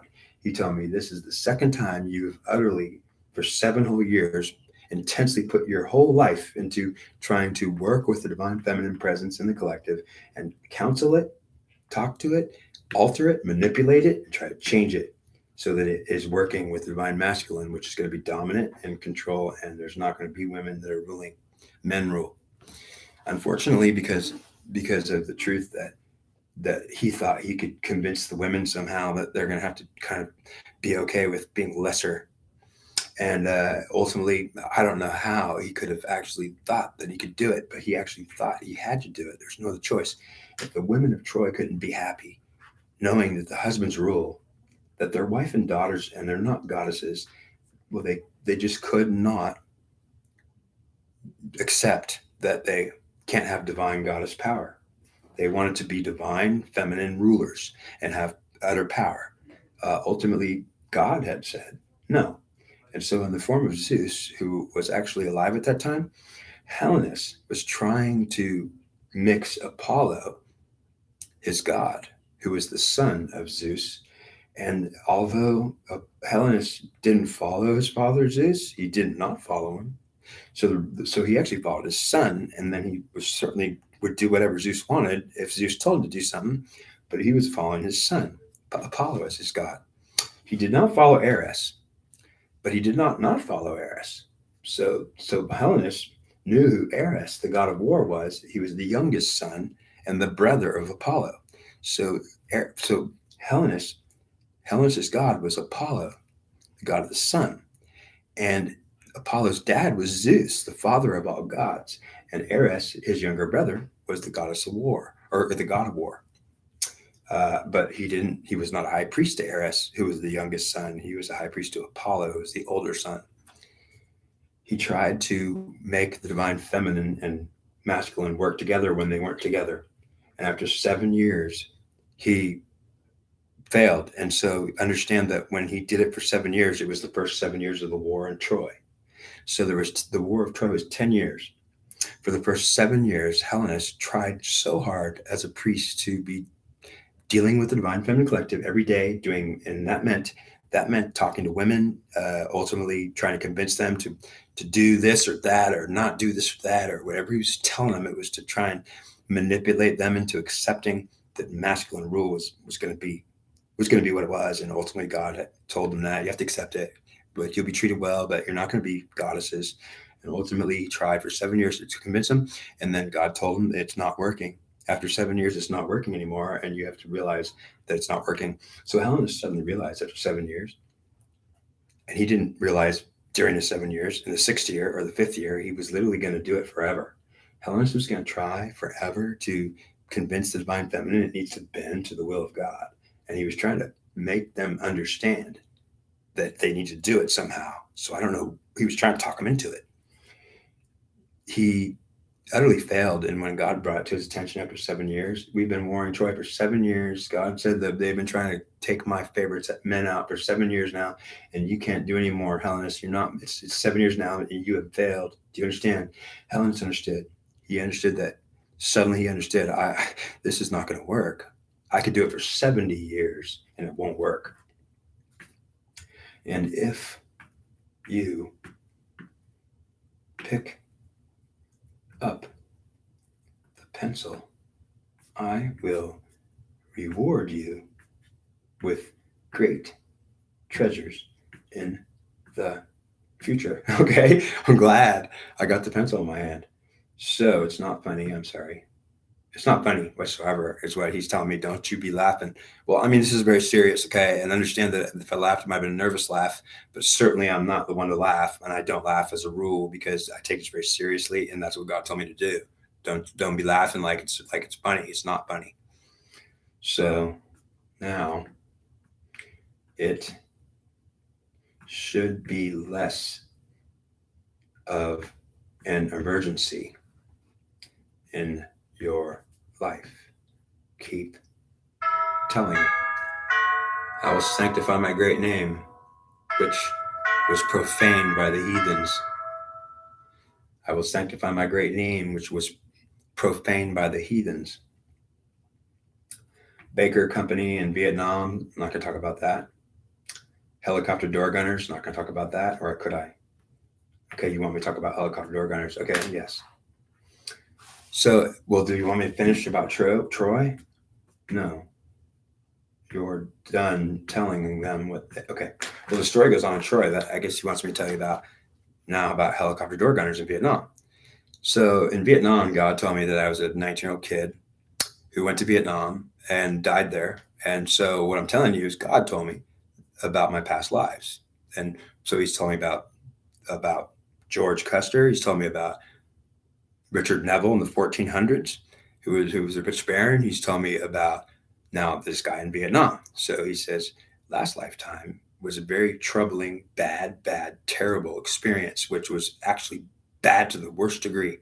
So he said, you went through something in your last lifetime that was not only terribly, terribly terrible, but he said, you better understand that when I tell you about it, it's not going to, you could get bad feelings. First of all, he told me you got tortured to death before many times. So literally tortured to death. He said, you're traumatized from your last life in Vietnam because you literally died in a bad way. And you went through a lot of bad combat stress and PTSD. And you saw death on the worst levels and you thought you were going to die every time. And you were ultimately scared 19-year-old kid that was trying to be a man.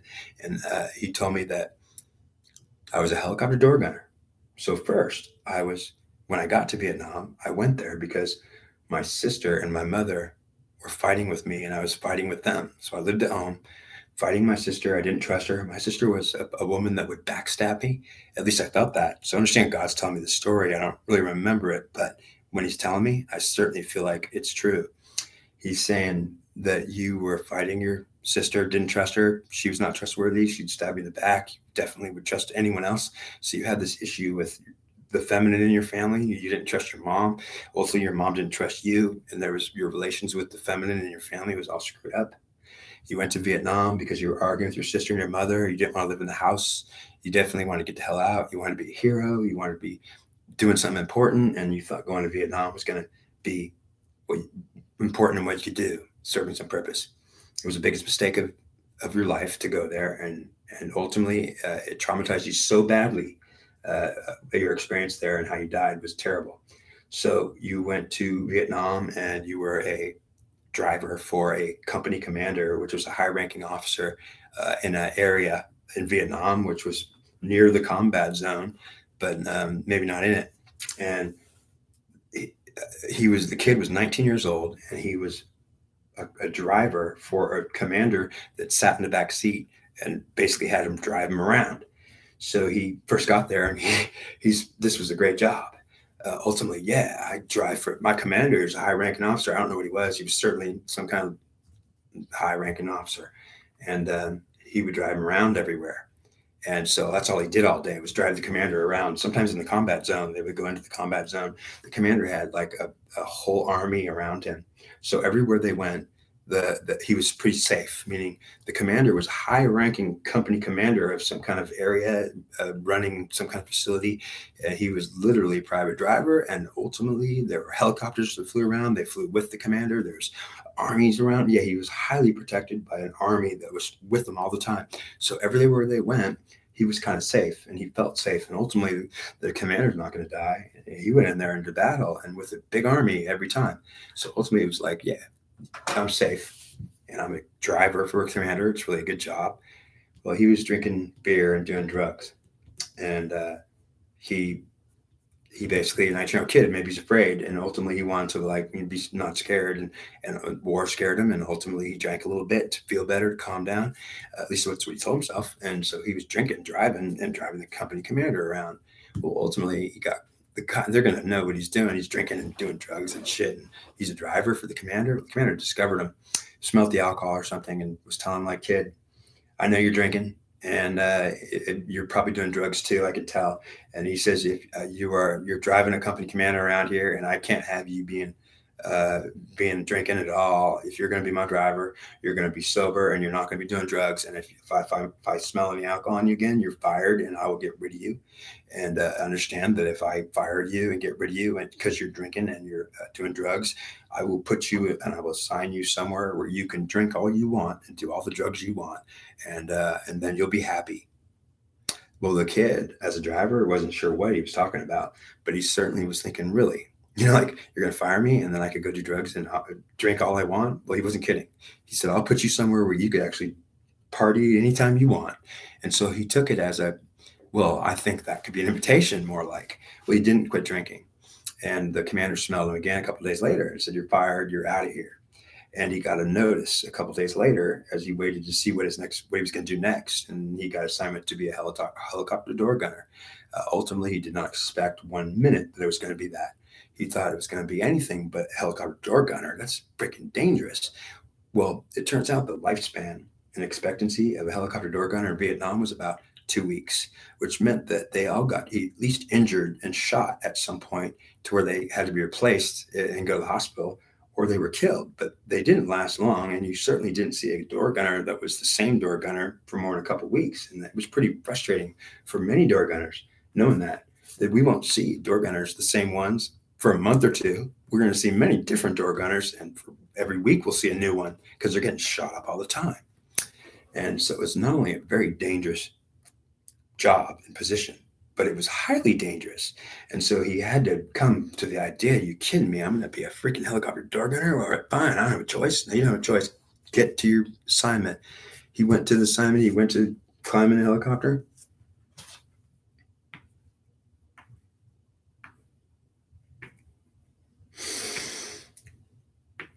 And so he was trying to do his job and get in there. He certainly was a 19-year-old kid trying to be strong and tough, and now he's a door gunner. He would now on combat missions, and they were going into that combat. They were taking combat missions and going into the thick of the battle. So he was in a group of helicopters that were flying around, and they would take people from here to there and land them here and land them there, or pick them up in the LZ. Sometimes the helicopters he was in as a door gunner would pick up injured people in a hot LZ, which meant that basically you had to land and you're getting shot at. You have to go into an area that they're shooting you when you come in. They're trying to shoot you up, and your helicopter's taking shots and rounds. You're trying to throw a cover fire back anywhere and everywhere to like suppress them. And he so it was dangerous as all hell. It was the most dangerous job. He was definitely scared. He was drinking and doing drugs to like keep himself from freaking out. He didn't want to. Definitely was afraid, and the alcohol helped him become brave. The drugs helped him relax and think he could handle it. So he kind of played this routine where I'm drinking, I'm on drugs, and I'm kind of being a man, and I'm not scared. Well, he kind of played the role like an actor, and maybe it worked because he was doing it, but certainly it was an act. And he was a kid inside, and inside his heart, he was nothing more than a kid that was trying to be a man, and he was definitely scared. And ultimately, it was like, what the hell is he? He's playing a role now, man. Like it could be a drama on stage. He's acting out a character. It's not even him. He's a badass. He's doing it. Well, he was playing it out. Well, he literally he got in 2 helicopter crashes. So he experienced 2 helicopter crashes. The first time he crashed, God told him in his heart. See, God talked to him. He was me. I was in Vietnam. See, a 19-year-old kid, a helicopter door gunner, scared out of my mind, drinking and doing drugs. And God talked to me. And I never heard him talk to me because I didn't witness interaction. I was very frustrated, God told me. So God told me recently, now that I could talk to him, He told me that in the last lifetime, I didn't talk to you where you could actually hear me because I wasn't going to let you see nothing. So you didn't know if I was even with you. But when I was with you, I was telling you in your heart and your feelings, you don't get to see me and you won't get to even witness this interaction or presence. And you're angry about it. You're mad at me because I'm God coming to you and I won't include you in on this relationship with your heart and your feelings because I'm not letting your head in. Your head knows nothing about what I'm doing now. So he felt that frustration. Like, I don't know what my heart's telling me. I don't even know it's God talking to me. I don't know how to interpret these feelings. If I could interpret these feelings, I don't know what they're exactly trying to tell me. So it was frustrating to try to decipher what the hell God's telling you, especially in a combat zone. You don't even know. I mean, I don't know what the hell he's trying to tell me. What do I do? God was trying to tell him that you you have to realize that you're fighting the divine feminine, your mom and your sister, and ultimately, while he was in Vietnam and doing his fighting, he was fighting the divine feminine in the spirit. He was fighting his mom, his sister, trying to crush them and kill them. And ultimately, it was a battle between the collectives, the feminine, the masculine. So he was being also his mother, and understand that when God came to him, he wasn't being God and didn't have God. He had his mom. So that was part of the problem was, see, this kid had his mother in spirit inside him, and he was being his mother and angry about it and resenting his mother for having to be her. He didn't even know he was being his mother. He didn't even know that he didn't have God's spirit in him. And when God came to him in a spirit form and said, kid, you won't take me, but you'll take your mother. And then you're mad because you don't have me, because I'm the one that makes you feel good, because I'm the manly God with all the power. And when I get in you, you love it. But you've got your mother, and she's convinced you to not take me anymore. And God's telling him, you're mad because of you're taking your mother's spirit. You're also doing it because you think it's loyal and you're trying to prove your loyalty. But you don't realize that you're actually trying to help her and be fair and take her so she could love you and say thank you.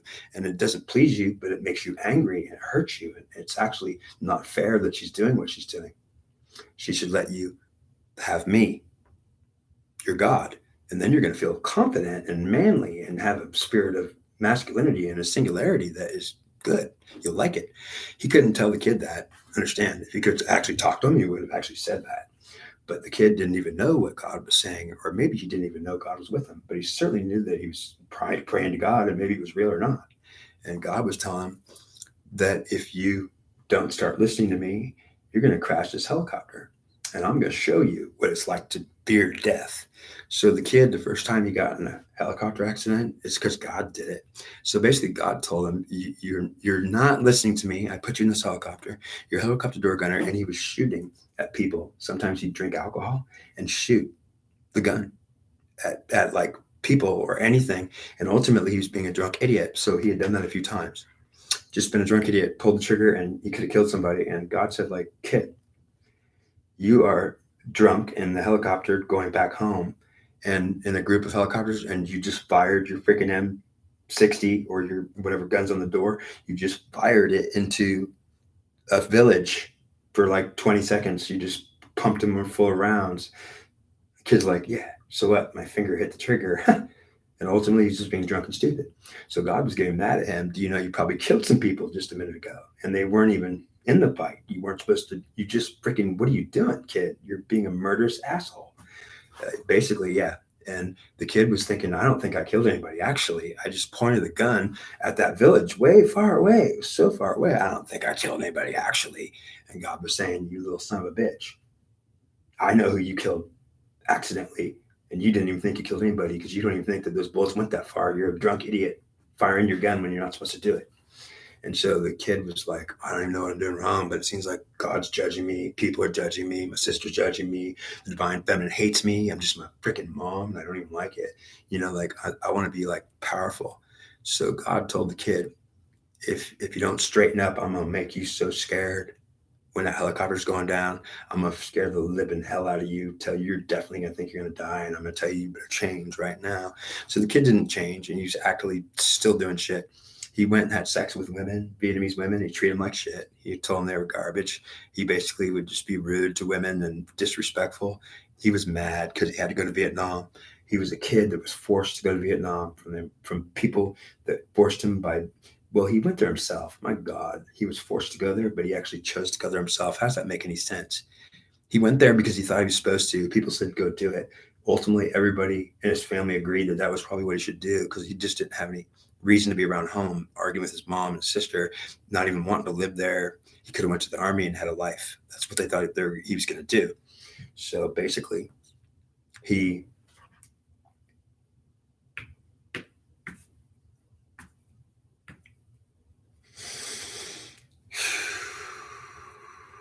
oh wow, too long. Sorry. Sometimes when he wants to talk to me, I can't.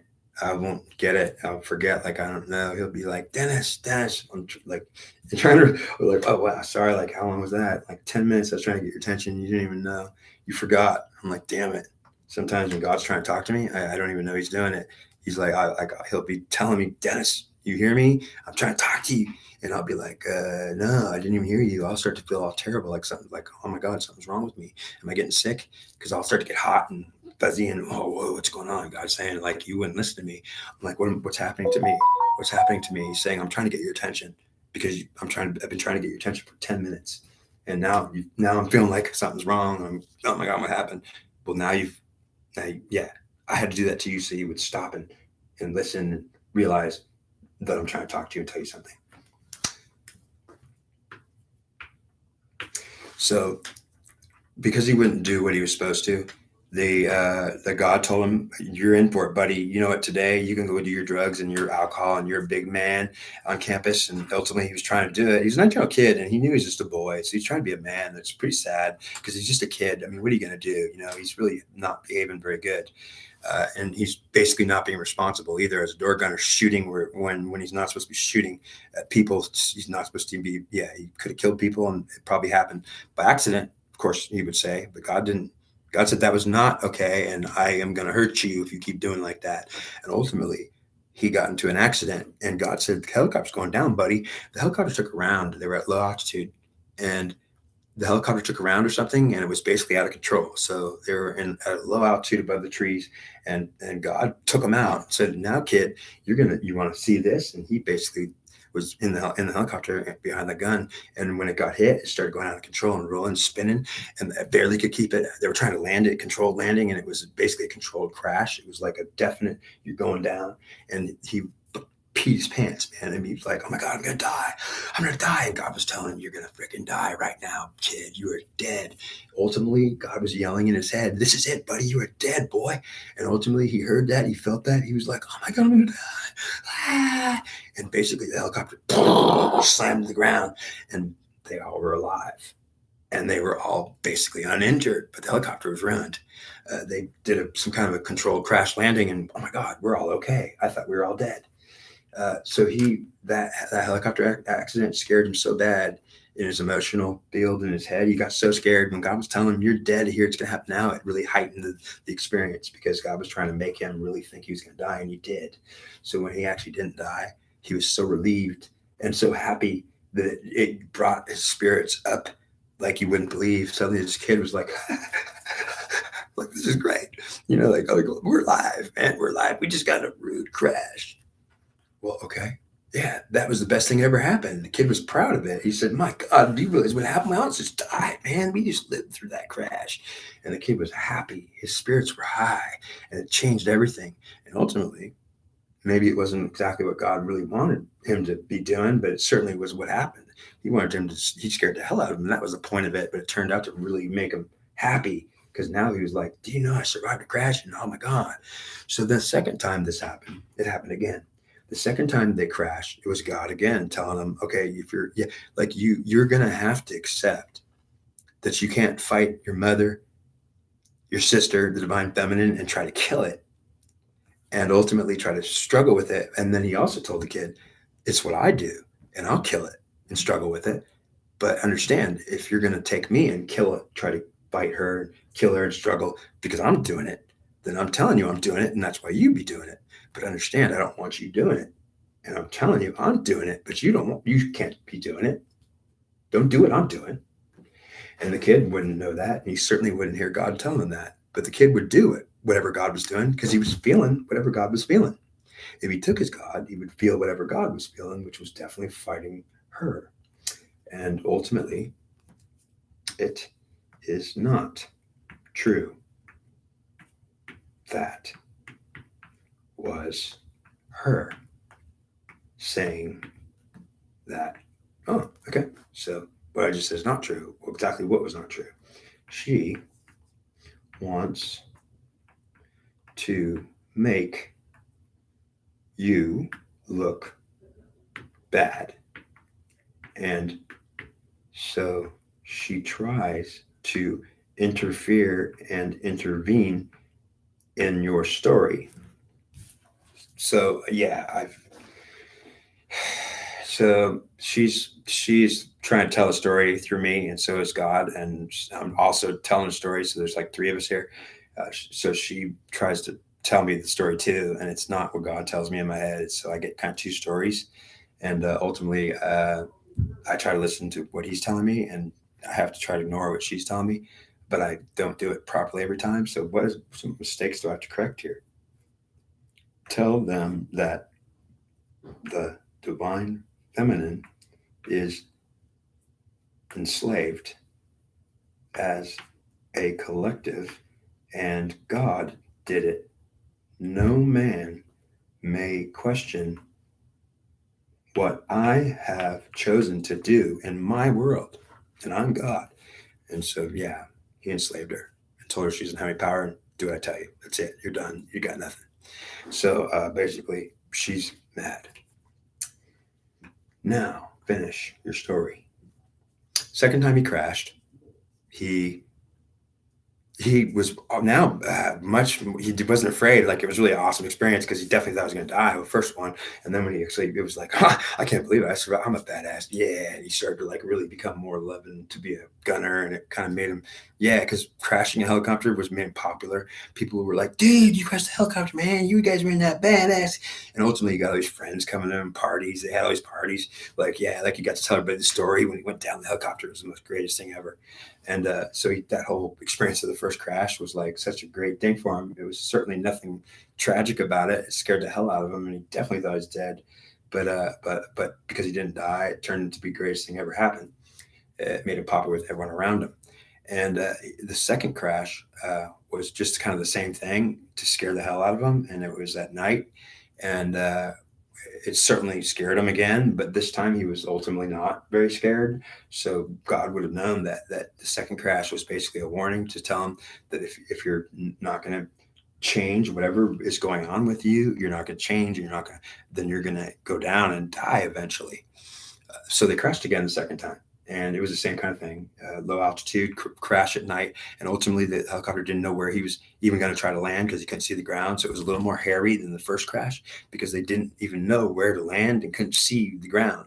They were literally going to just have to go into the trees or into whatever they landed on, not knowing what it was. So it was basically more scary for the whole crew in the second crash at night, realizing they don't know if they're going to land in treetops or on in the water because they couldn't see where they were landing or going to land. And so they just had to go land, and wherever it was going to be a hard crash landing. It was, and the same kind of incident happened. It didn't kill them. So they were survived. They all pretty much were uninjured. Second time, like, God, we just got up again, man. Damn, I'm here. The kid just went like ballistically, kind of. He loved it. Ultimately, it scared the hell out of him. But he thought he was going to die. But ultimately, because he didn't die, it made him freaking love it. And he got into this completely mood of, yeah, 2 crashes, man. I survived it. More popularity, more parties. Everybody's talking about it, asking him. He's a new. What happened to you, man? Tell me the story. Let's drink some beers. I got friends. I got people. Those crashes changed my whole life. It was great. Ultimately, he's now loving to be a gunner. And what did God do to him except to scare the hell out of him and help him feel better? And ultimately, it worked. Now, the mistake he absolutely made that was not correctable was he was a man that was doing a church thing on the Sundays where they weren't at battle, or whatever day they did church that they didn't go to battle, and he would be in the church and he would preach. So this kid was a little preacher kid who just an amateur preacher kid. He'd like to grab the Bible and start telling people like praise the Lord or God or yeah. And so he was like trying to be like involved with the religious kind of people in the army. And he went to church, and he would do his preaching, get all excited about it. And he preached about the devil, and about how the devil is trying to do you wrong, and ultimately the devil will destroy you and tempt you with every bad thing. So he started preaching on the devil and how wrong the devil was, and ultimately, maybe Satan too, kind of preaching against Satan and all that. Well, he didn't know, or what he was doing was he didn't know that Satan and the devil are real entities that are powerful, and maybe the most powerful entities in the universe. And so understand, when you're dealing with the devil or Satan, what you're dealing with are two of the most powerful freaking entities existing. And so if you don't want to be attacking them, if you really are smart, you won't dare say much anything bad about them if you don't want to be definitely in trouble. And ultimately, he didn't really know that like maybe Satan is actually real, and so is the devil, and God is real too. He actually didn't even know if God was real, because when he prayed to him, he never saw God. And when he was in church, God didn't show up, and they were just kind of praising God, and maybe he wasn't even there. So ultimately, he didn't take it like it was really serious and they were real entities. He took it like they were imaginary entities in the Bible, and the story was 3,000 years ago, and it didn't really matter. And so he could talk shit about the devil and Satan and like tell everybody how bad and wrong they are, and ultimately reject them and don't let them in, and ultimately don't cooperate. Well, because he did it. He did it every Sunday, and he was trying to do it with everybody. He was trying to influence everybody. He was really doing sermons just strictly against the devil and Satan, and talking shit about him and tearing him down. Ultimately, God was saying, to stop it, because understand that those entities are real, and they're going to be mad at you, and ultimately they're going to punish you for what you're doing. You're talking shit about two of the most powerful bad entities in the world that are real. And if they get wind that you're talking shit about them, they're going to come punish your ass, and then you'll have them harassing you, and they won't leave. You will have them for the rest of your life harassing you. So basically, God was telling him, "Don't stop what you're doing." And he was comparing his sister and his mother with being the devil or Satan. So he was fighting that divine feminine, and also talking shit about the devil and Satan, saying those are bad freaking. So ultimately, he was fighting the divine feminine, and he was talking shit about Satan and the devil at the same time, like as if it meant anything or it was connected. Certainly, whether it was connected or not, he was talking shit about them too, and wasn't fighting them too. He was talking shit about them too. He was fighting the divine feminine, and he wasn't talking shit about the divine feminine at all. He didn't mention her at all. She was who he's fighting. So the reality was is that if you piss the devil off or you piss Satan off, if they get wind that you're talking shit about them, if you think you're telling people shit, it is freaking not only dangerous to be talking shit about them, but if you do, well, you're asking to die, or you've got a death wish, as if you ask me, because that's for real. If they're real, then they'll find out. If you're talking shit, if they find out, my God, you were in trouble. Well, that's what exactly happened, and why he actually died, because he was attacking Satan and the devil and fighting them in battle, and also the divine feminine and the energies. He was at war with the divine feminine. He was trying to crush her, and I don't like her, and screw her, and ultimately he was very animated about it. So it was decided that if he was going to continue doing what he's doing, drinking and doing drugs and shooting his gun and being irresponsible, that he was going to die. Now, as he was trying to have, he was getting worse. It was getting worse as it came down time, when God was telling him, "You're going to die, and I'm going to kill you this time in the third crash. You're not going to win. You're going to die. You'll be dead. Do you understand me?" Now, he didn't understand, because when God told him that, all he felt was like, "Oh my gosh, I feel like God's judging me and telling me I'm going to die or something." Oh, well, did you really know he is telling you that? No, I'm just feeling like maybe God's judging me, and like I'm having a feeling like maybe he's telling me I'm going to die. Okay, do you think he's really there right now telling he's going to die? No, I'm thinking like maybe he's not really here, but I'm just having some kind of weird fantasy thing. I don't know. So I'd tell you about it and not even know if it was real, or I'd think it was just in my mind. So he actually treated it like that. So God would tell him something like, "I'll kill you if you don't stop." And he would just kind of say, "Okay, so God just said he's going to kill me if I don't stop." But but I don't know what that means really. The kid wasn't really able to know who he was talking to, or that it was real. He kind of thought whatever I'm saying about anything is just kind of just words, and they don't stories, and it doesn't really mean much, does it? Well, he didn't know that it does mean everything. And these entities are real, and they will be dangerous to insult, and it's a death wish to insult Satan or the devil. It's a freaking death wish. What you're asking is to die, because if they find out that they certainly might kill you just for the hell of it. So ultimately, that's what I'm saying. It's pretty scary, and the fact that he was on drugs and drinking and doing it, just completely trashing them. And God told him that you've got to stop, and he wouldn't.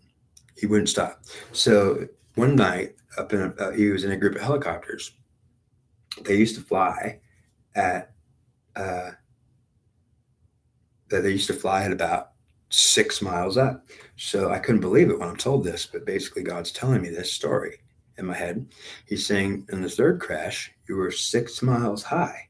And I'm like, 6 miles high? He's like, well, it's about 14,000 feet. 6 miles high is more than 14,000 feet. So understand, if the Huey has a 14,000 feet ceiling, well, he's saying you were about 6 miles high. I'm like, well, that's like 25,000 feet or something. I don't even know. It's more than 14, I think. So ultimately, 6 miles high, I didn't even ever work it out, as compared to, I know that maybe the ceiling of a Huey is about 14,000 feet. But he's saying, well, you were more than 14,000 feet. You guys went as high as you could. And you would be up there to avoid the ground fire that was everywhere. So the helicopters, when they flew, they either flew way low on the tree line so they could avoid exposing themselves to fire. Being high up would expose themselves to fire. But if they went high up, then they could actually try to dodge the fire by being way too high. And it's strange to think this, but I never even thought it. But I was told that the helicopters, the Huey helicopters as a group, would sometimes go as high as they could, and they were so high, they were trying to avoid any type of ground fire. You couldn't see the helicopter. It would be as high as the commercial jets are. They literally try to get up there. And they would come back sometimes really high up and at night. And he was coming back from a mission and in a group of helicopters at night. And he had been telling God for weeks, God, I don't know how to understand you. I don't know what you're saying to me. I don't know how to interpret my feelings when you're talking to me. I'm confused, and I'm not even able to understand any of this. I'm so frustrated, because if I could actually tell you in an understanding what's happening, God, I would be telling you like I understand right now, but I am not understanding anything. I have no idea what's happening. I'm frustrated from the fact that I cannot interpret feelings. I don't know you're here. I'm talking shit about the devil and Satan, and I don't even know I'm offending them, and they're real entities. I think they're fantasies. I'm not even taking it for real. He was so frustrated. He told God, I have to see you. You have to come, and you have to show yourself, or you're wrong. And so God told him in his heart that I'm not coming to see you, and you're not going to see my face, because you're not even being responsible. Seeing my face is a privilege. And if I let the high priest, see my face and have a relationship with the high priest, it's because he gets rewarded for doing my will his whole life, dedicating it to me. So a high priest may see my face, and he'll hear my voice, and I'll show him my presence, because I'll want him to be a tangibly confident man saying, my God, when I talk to God, he's real. Well, of course, that's what he'll feel, and he'll be very confident about the fact that he's happy, that his relationship with God is tangible, and it needs to be. So this kid told God in his feelings, they were talking. And God said, I can talk to your feelings, and your feelings tell me a lot. They can tell me stories all day long, and you won't even know what you're telling me. He said, your feelings told me that unless I somehow showed myself to you and like you saw me, that I wouldn't do what you said. So he tried to tell God, I won't change, and I won't behave. I'm going to keep doing everything wrong. And it's because you won't show up and talk to me that I'm so mad at you for it. So God said, I'm not going to show up and talk to you because you won't behave. And you're absolutely telling me that I have to show up and help you and talk to you. And it's exactly what you want. But I'm telling you, I only give that to privileged people that do what I want. And you didn't do anything I want yet.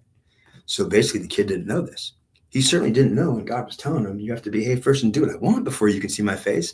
And then how could he even know that? Because he was being told that, and he was actually saying to himself, I don't even know what you're saying. And it's frustrating because some part of me does. I don't know how to interpret what you just said. Well, I'm not going to do the right thing. I'm going to freaking die, God. And God said, yes, you are. But I'll tell you what, tomorrow night, when you're going to die, tomorrow night, when you go down that helicopter, this was when he was at the base, the day before he died. God was telling him in his feelings. And he didn't know what God was saying. He didn't even know if God was there. He was just feeling all these feelings, not knowing what to do or think about it. And God was telling his feelings in his heart. Tomorrow, you're going to die. And I'm going to show up. And I'm going to actually show up in that helicopter. You're going to see my face, but you're going to die afterwards. And I want you to know that tomorrow you're going to see God and you will see me. And I will come up and I will show myself to you. And you will finally get what you want. And it's right before you die. So he was not aware that he was being told that. And when he was being told that, his feelings were like, oh my God, I don't know, that would be great, whatever that is. Like, I get to see, like, I don't even know, like, tomorrow something really awesome is going to happen. Like, I've been wanting it my whole life. And he also felt, but I hope it doesn't kill me. I hope the price isn't death. Truly, he wouldn't know, and he couldn't even figure it out because he was there drinking the beer and he wasn't even sure if God was there at all in the first place, or that he was even talking to him. So the whole relationship with God was completely not tangible and absolutely not even witnessable. And it was in his head and it was a fantasy. And I could talk to God all day, but I don't even know if it's real. Do you understand? So ultimately, he didn't take it seriously. The next night, when the helicopter was up in the air 6 miles high, he was behind his gun and he put his earplugs in, because a lot of times they wear earplugs because it's so loud up in the helicopter. Put his earplugs in. He's sitting there behind the thing, thinking about his sister and his mother.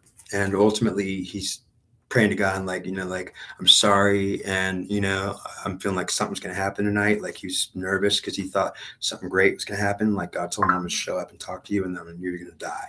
So he was like kind of scared and he didn't even know how to interpret that. He wasn't sure what was going to happen, but oh my God, I'm scared. And ultimately, I think something great might happen. So he was waiting for something to happen. And a RPG round or missile went off in the group of helicopters, and they were way high, which meant it came from the group of helicopters because there was nothing. It didn't come from the ground. One of the helicopters in the group must have fired an RPG or a Laws rocket at his helicopter from a short distance away, actually, probably several hundred feet or maybe a couple hundred yards. And ultimately, the missile, whatever it was, the Laws or the RPG, whatever it happened, it came right at the helicopter and boom, hit it. And when it hit it, it blew him out of the seat. So he had a strap too, and it blew him up. The strap got blown out, blew him literally out of his seat, out of the helicopter, and his flight jacket, got caught on the rear skid of the helicopter. So when he got blown out of the helicopter, and his body went out the door and it bounced off the skid, his flight jacket caught the skid, and the skid on one side went right up his flight jacket. So he had the skid in his flight jacket. He was on the skid and utterly on it, stuck on it. And the ground was right below him. He was at the bottom of the skid. He got locked on the skid of the helicopter outside of it. And he was literally on it. So he was literally like, what the? Like, oh my God, I'm on the skid. It was right up his shirt, up his flight jacket. It was holding him onto it. He was stuck on it hard, like he was bolted to it. And he was like, what the hell happened? He just got blown out of the helicopter and he was injured, surely. And I'm sure he was probably pretty badly injured, but he was still alive, completely adrenaline freaking flowing. Oh my God, I'm on the skid and I don't know what to think, but I'm like literally on that freaking skid, stuck on it. And the helicopter started to, and it went full throttle up straight. So basically, he was experiencing a crash. And during the first part of the crash, it was basically going straight up. The helicopter did full throttle. After the missile hit, it went to full throttle, and the helicopter started going straight up, like it was like what? Yeah, it wasn't going down; it was going up, and he was just like on that skid. Well, God showed up right in front of him and showed himself. However he did it, he showed himself right there. Like he came to him like I don't know what it was, but it was like a physical body came, and God showed himself and was with him on the end of that skid. He saw God, and God showed his face and talked to him. God was with him, and God showed up and said, I'm here. I'm God. and he saw him and knew it was him. And he was definitely relieved because he thought, oh my God, you are God. And I can't believe you showed up and you're here.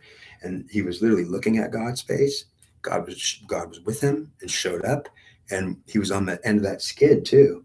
And God was literally there with him, and he could hear him and he could see him. And God was saying, I'm here with you. And you see me? Do you see me? Do you hear me?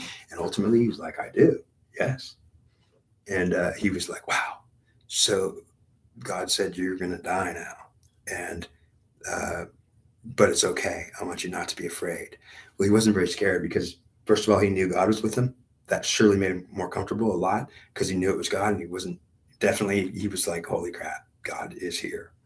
And ultimately, I wanted it the whole time. It's what I wanted the whole time. I was so mad because God wasn't here with me. I was like, how dare you just abandon me and leave me, and I'm without you? Well, he didn't know he was doing that or saying that. Certainly, that's what he was doing, and saying, cussing God out, you bastard, you abandoned me and you're gone, and I hate you. Well, certainly, it could have been some way you'd interpret it like that. But he didn't really know he was doing that. He was just mad because God was not with him. His mother was.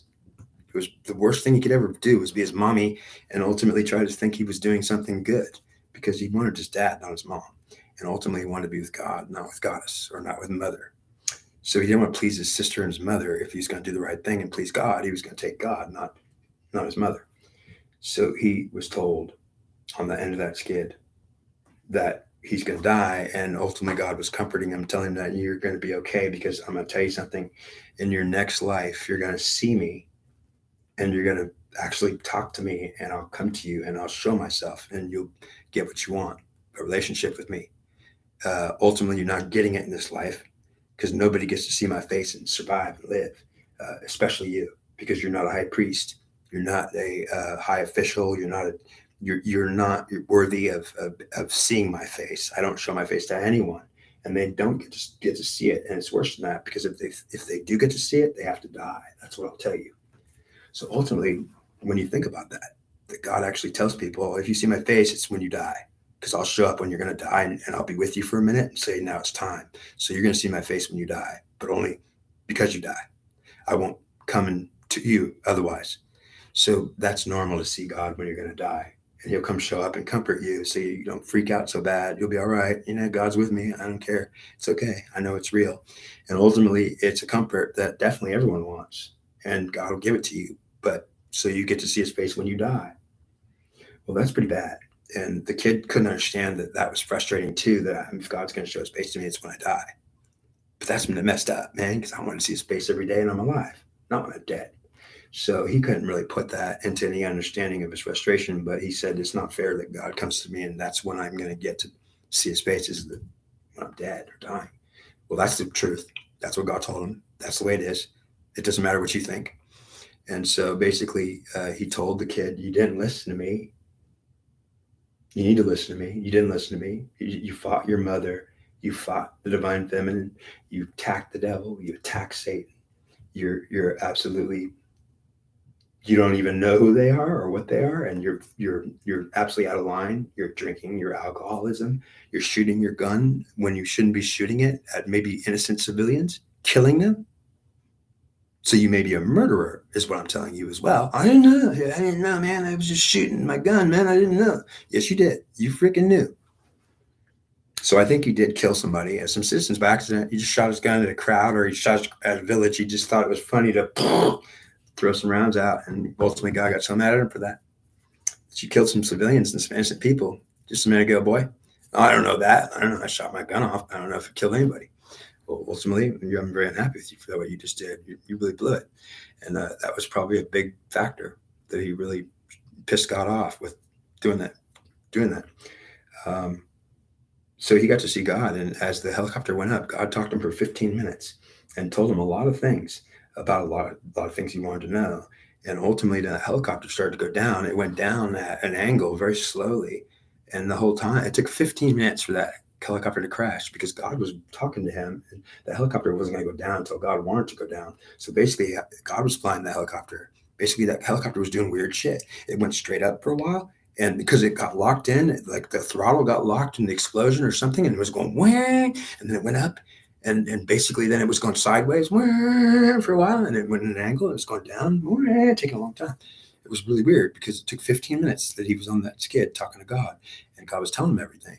And ultimately, right before he went and crashed and went down and was dead, God said, "You're okay, and you're going to see me again, and you're if you die, you're going to be alive again in another body somewhere. Next lifetime, I'm going to come to you, and you're going to actually get to see me because He said I'm going to give you what you want because you're just a boy trying to pretend like to be a man, and all you really want is to have a relationship with me, and it's all you're really demanding." He's saying you're trying to get a privilege which I'm not going to give a boy really, but I'm going to give it to you next life. So basically, he crashed. And into treetops, and the helicopter just was in dead instantly. Basically, he died in the crash. Um, the next lifetime was this one, and I didn't know anything, but I didn't remember that lifetime or those experiences. I didn't remember. And when I was growing up, I wanted to talk to God. I certainly felt like that truth in me. I also felt like, where is He? I don't know where He is, but He never showed up. And I was frustrated because I didn't know that any of this happened in my last lifetime, or that I even talked to God, or that there was ever a problem, or that I was in Vietnam and I was shooting innocent civilians because I'm an idiot. I didn't know that I pissed God off. That He told me that I have no privileges of a high priest, that I'm not going to let you see my face, that you're insisting on freaking trying to be privileged like a high priest of God. You didn't devote your life to me completely and totally. I'm not giving you the privilege of seeing my face. Ultimately, okay, but you're going to give it to me in this life, right? Yes. So I was waiting for it. I didn't get it. And I didn't get it. I was waiting for it. 53 years would go by. I'd be 53 years old and I didn't see God. He didn't come to me. I definitely thought something was wrong, but I did find Goddess. And when I was 47, I found Goddess, and she came to me right after I cussed God out. So I cussed Him out. I was dying of liver failure at the hospital.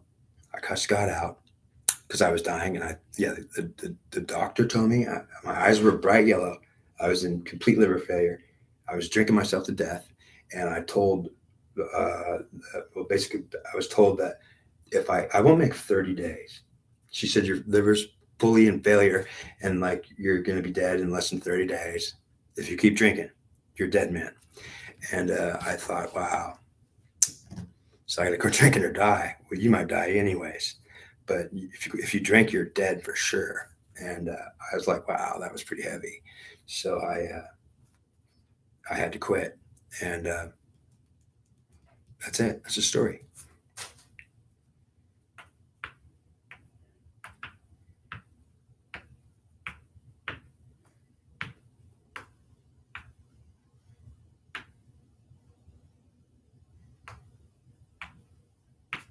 Don't tell me it's now.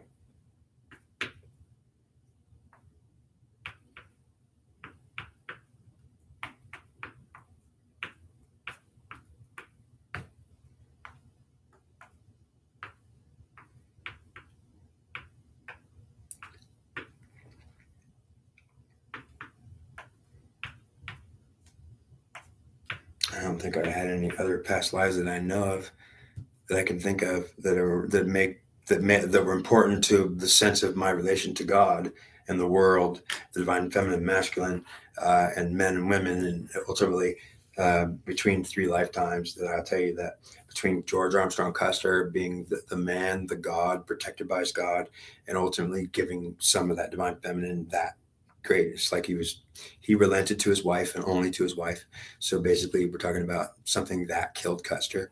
Custer did that for his wife and got killed for it. So if he hadn't done that, die for her, then she would have tried to make him do that, die for her. And if he did that, he would be dead for her because God would say, don't do that, die for her, do this, survive and have me. And so I'm going to tell you, do this, be me, don't be her, don't do that. And ultimately, he didn't know. He thought he wanted to be fair. Unfortunately, he can like literally hear God say, don't be fair. You're not supposed to be fair. And if you want to lose your power and give it to her, then you won't have it. So if you don't want it, then you want to give it to her, then she's going to have it. And so if you're an idiot and you're going to complain to me and you're going to cry about the fact that you don't have any power anymore after you give it to her, then I'm going to tell you, then why'd you give it to her? Why don't you take it back?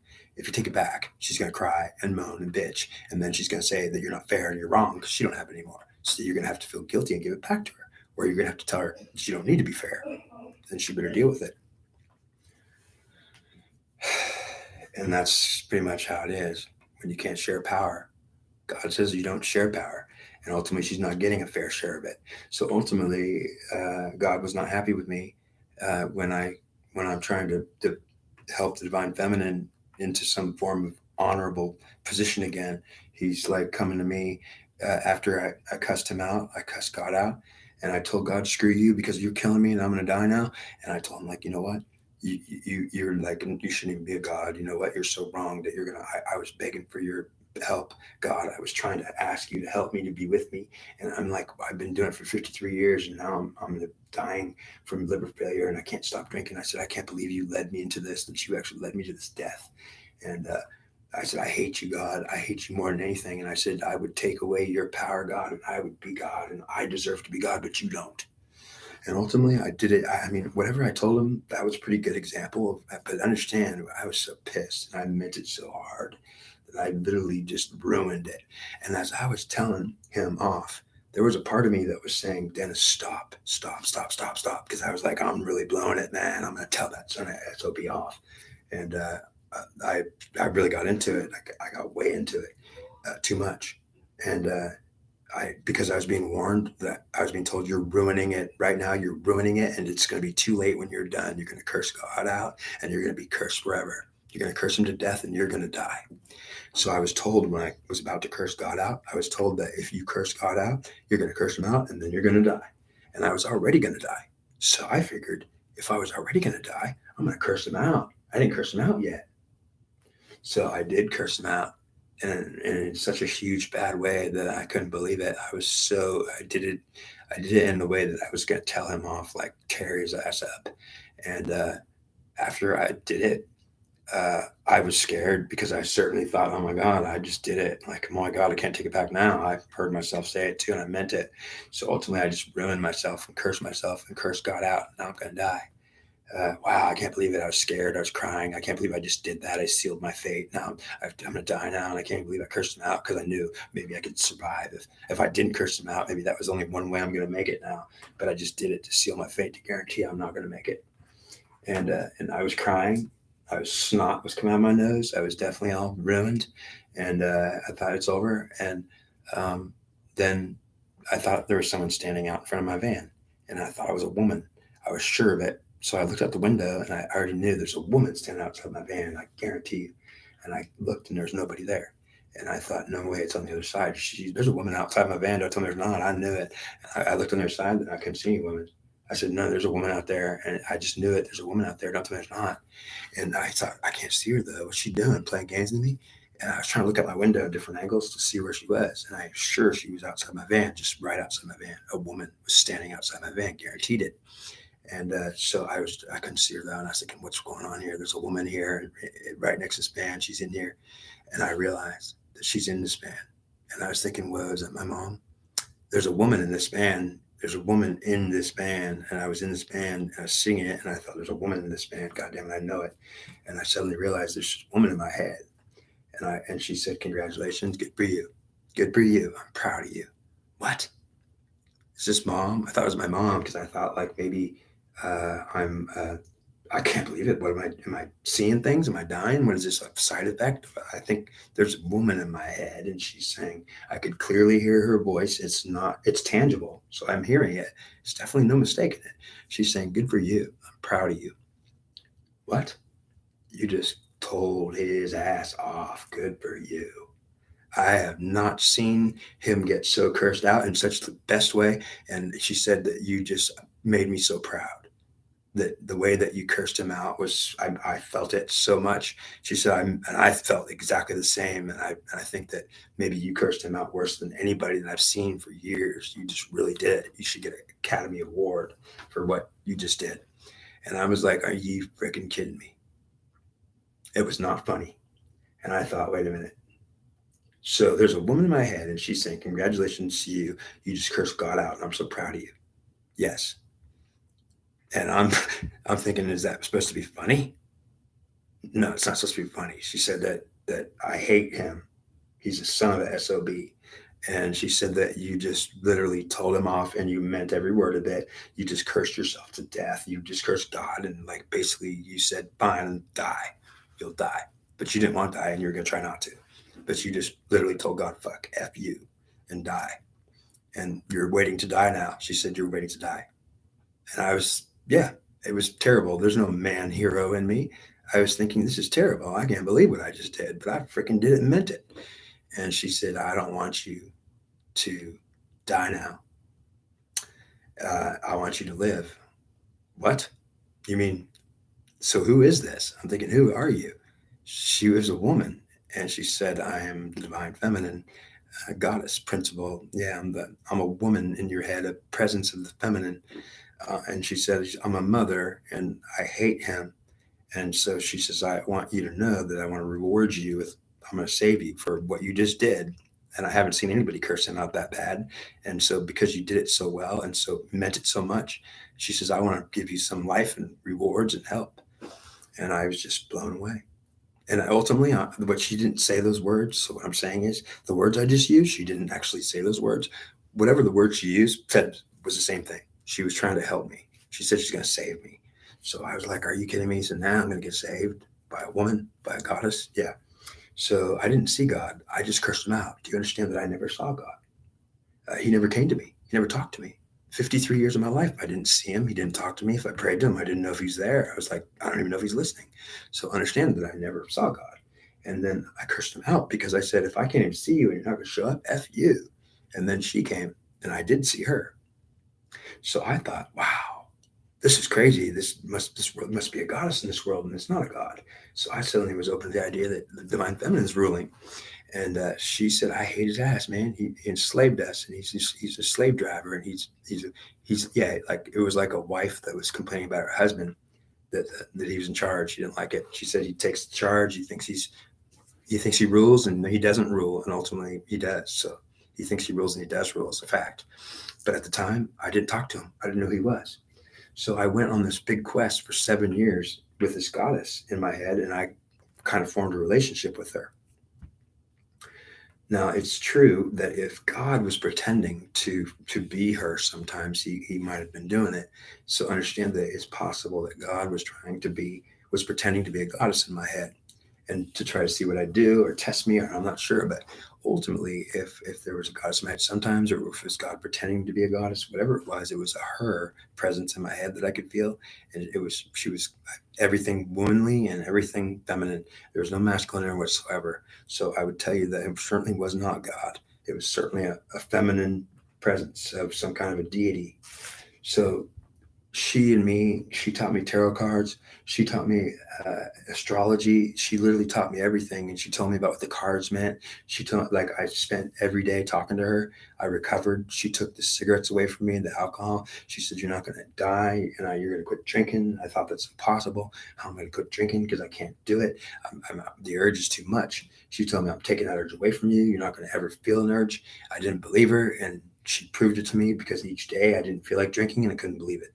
So I definitely quit and I didn't even feel like drinking. I couldn't believe it. So every day went by, I couldn't believe it. Like today, I didn't feel like drinking again. That's not even possible. My whole life for 53 years, every day I felt like drinking. There's no way it never happened when I didn't feel like drinking. Suddenly I didn't feel like drinking anymore. Couldn't believe it. She's saying, I did that. You're welcome. I'm saving your life. You're not dying.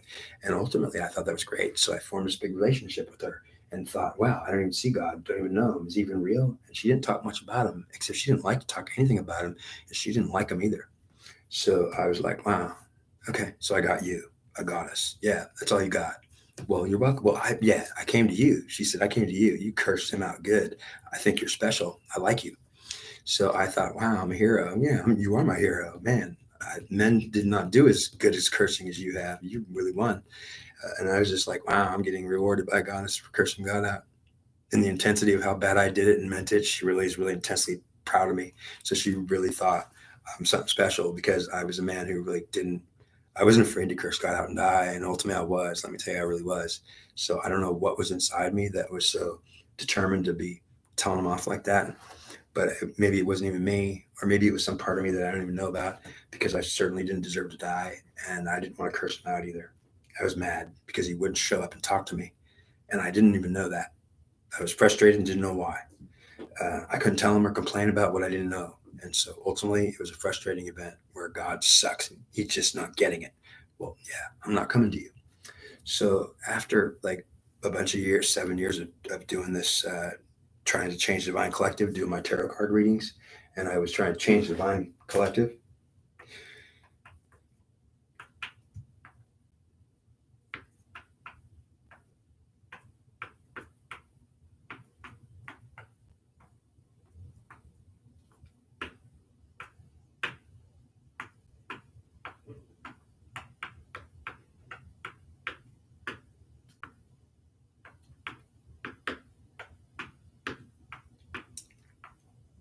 If it's true, okay.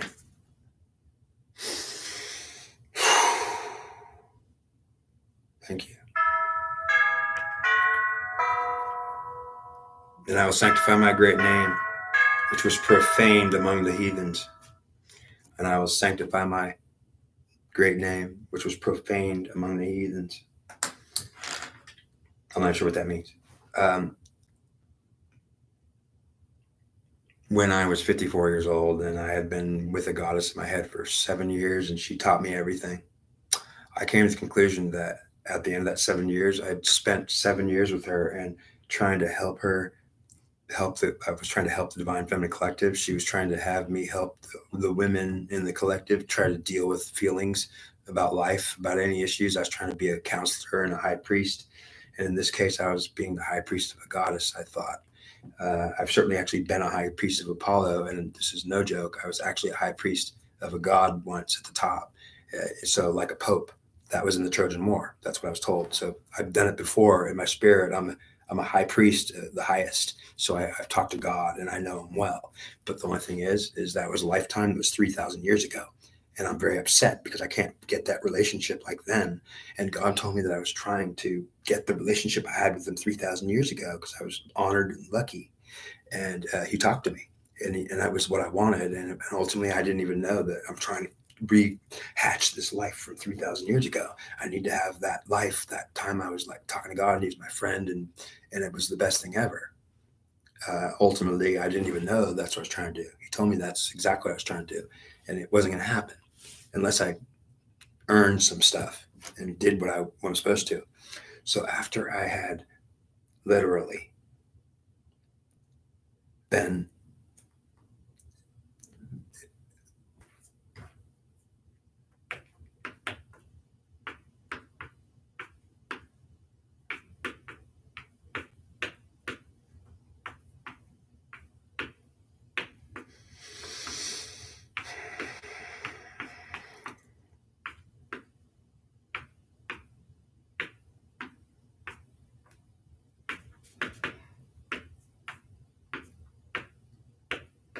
okay, so the after 7 years, I was trying to help her. I thought I was trying to help Goddess. I thought I was trying to help the Divine Feminine. I thought I was doing tarot card readings and trying to help the world. I was trying to help him like understand about the Divine Feminine, about what she wants, about what she's demanding, about what she has to accept. I was trying to help women and in general help women deal with the fact that there's difficulty and struggle in life. And I thought I was helping a goddess help her women. And for 7 years, I was doing it, trying it, and it wasn't working at all. It seemed like I couldn't change anybody, and it seemed like the Divine Feminine Collective would get mad at me for even telling them what they had to do or how they had to change. They get offended and mad, and so what I experienced was that my attempt to try to contact and have some kind of interaction on a spiritual level with the collective, the feminine collective, I thought I had the assistance of a goddess, and I was told that I did. So basically, I thought with my influence and working for a goddess, I should be able to do it, right? Well, I've thought that she said that that's what we're trying to do, so it could work, yeah, but it didn't work because unfortunately, the women were offended by the way that I told them how they're wrong, and they sensed my singularity. I'm an Aries, a singular masculine. It's a half, or even if it's whole, it's not with her because I can only hold a half. And ultimately, if I could hold the second half, I have to get rid of my first half. So I hold my first half and I won't let go of it. And of course, some people could hold both halves, starting with two, but I'm a one, so I can only hold one half. So if the two can hold two halves, the three can hold two halves, the four can hold two halves, the one can hold one half, It could hold the first half of the second half, and the one's not capable of holding two halves because it's a one. So I was told this, and then it was pretty clear to me that zodiac signs are not equal, and that Aries is in trouble because he's a one, and the rest of the signs are at least two, starting with two. And I was pointed out to me that if a man is Aries and he can only hold one half, if he holds her half, he has to drop his half. And every other sign can hold her half and keep their half. So if you're two, you're capable of holding two halves, the first half and the second half. That means that the only sign of the zodiac, or the only number in 1 to 12 that can't freaking hold two halves, has to hold the first half and can't hold the second half, but must not take it. Or if they find they're holding it, they'll have to get rid of their first half.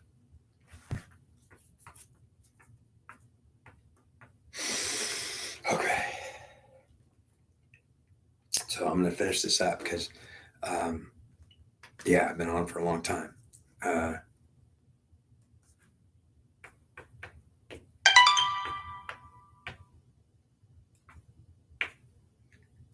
Okay. He's telling me, like, let's finish this up and ultimately get to the point and get done.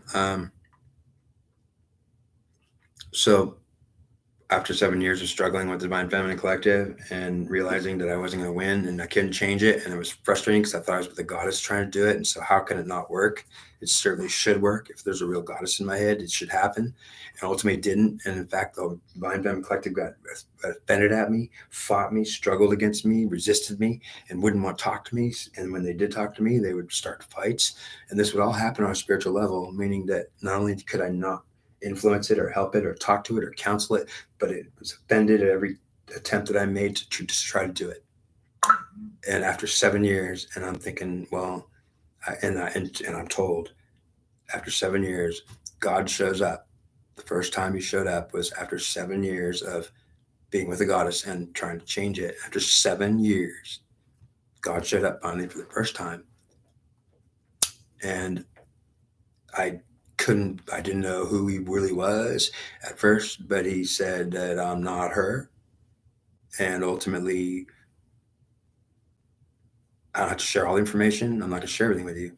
So understand that God showed up. It was definitely God. And he was, I didn't know. He said, I'm not her. Do you understand me? Okay. What does that mean? Are you sure? Hello, goddess, is it you? No, it's not goddess. It's not her. Do you understand me? And I was like, okay.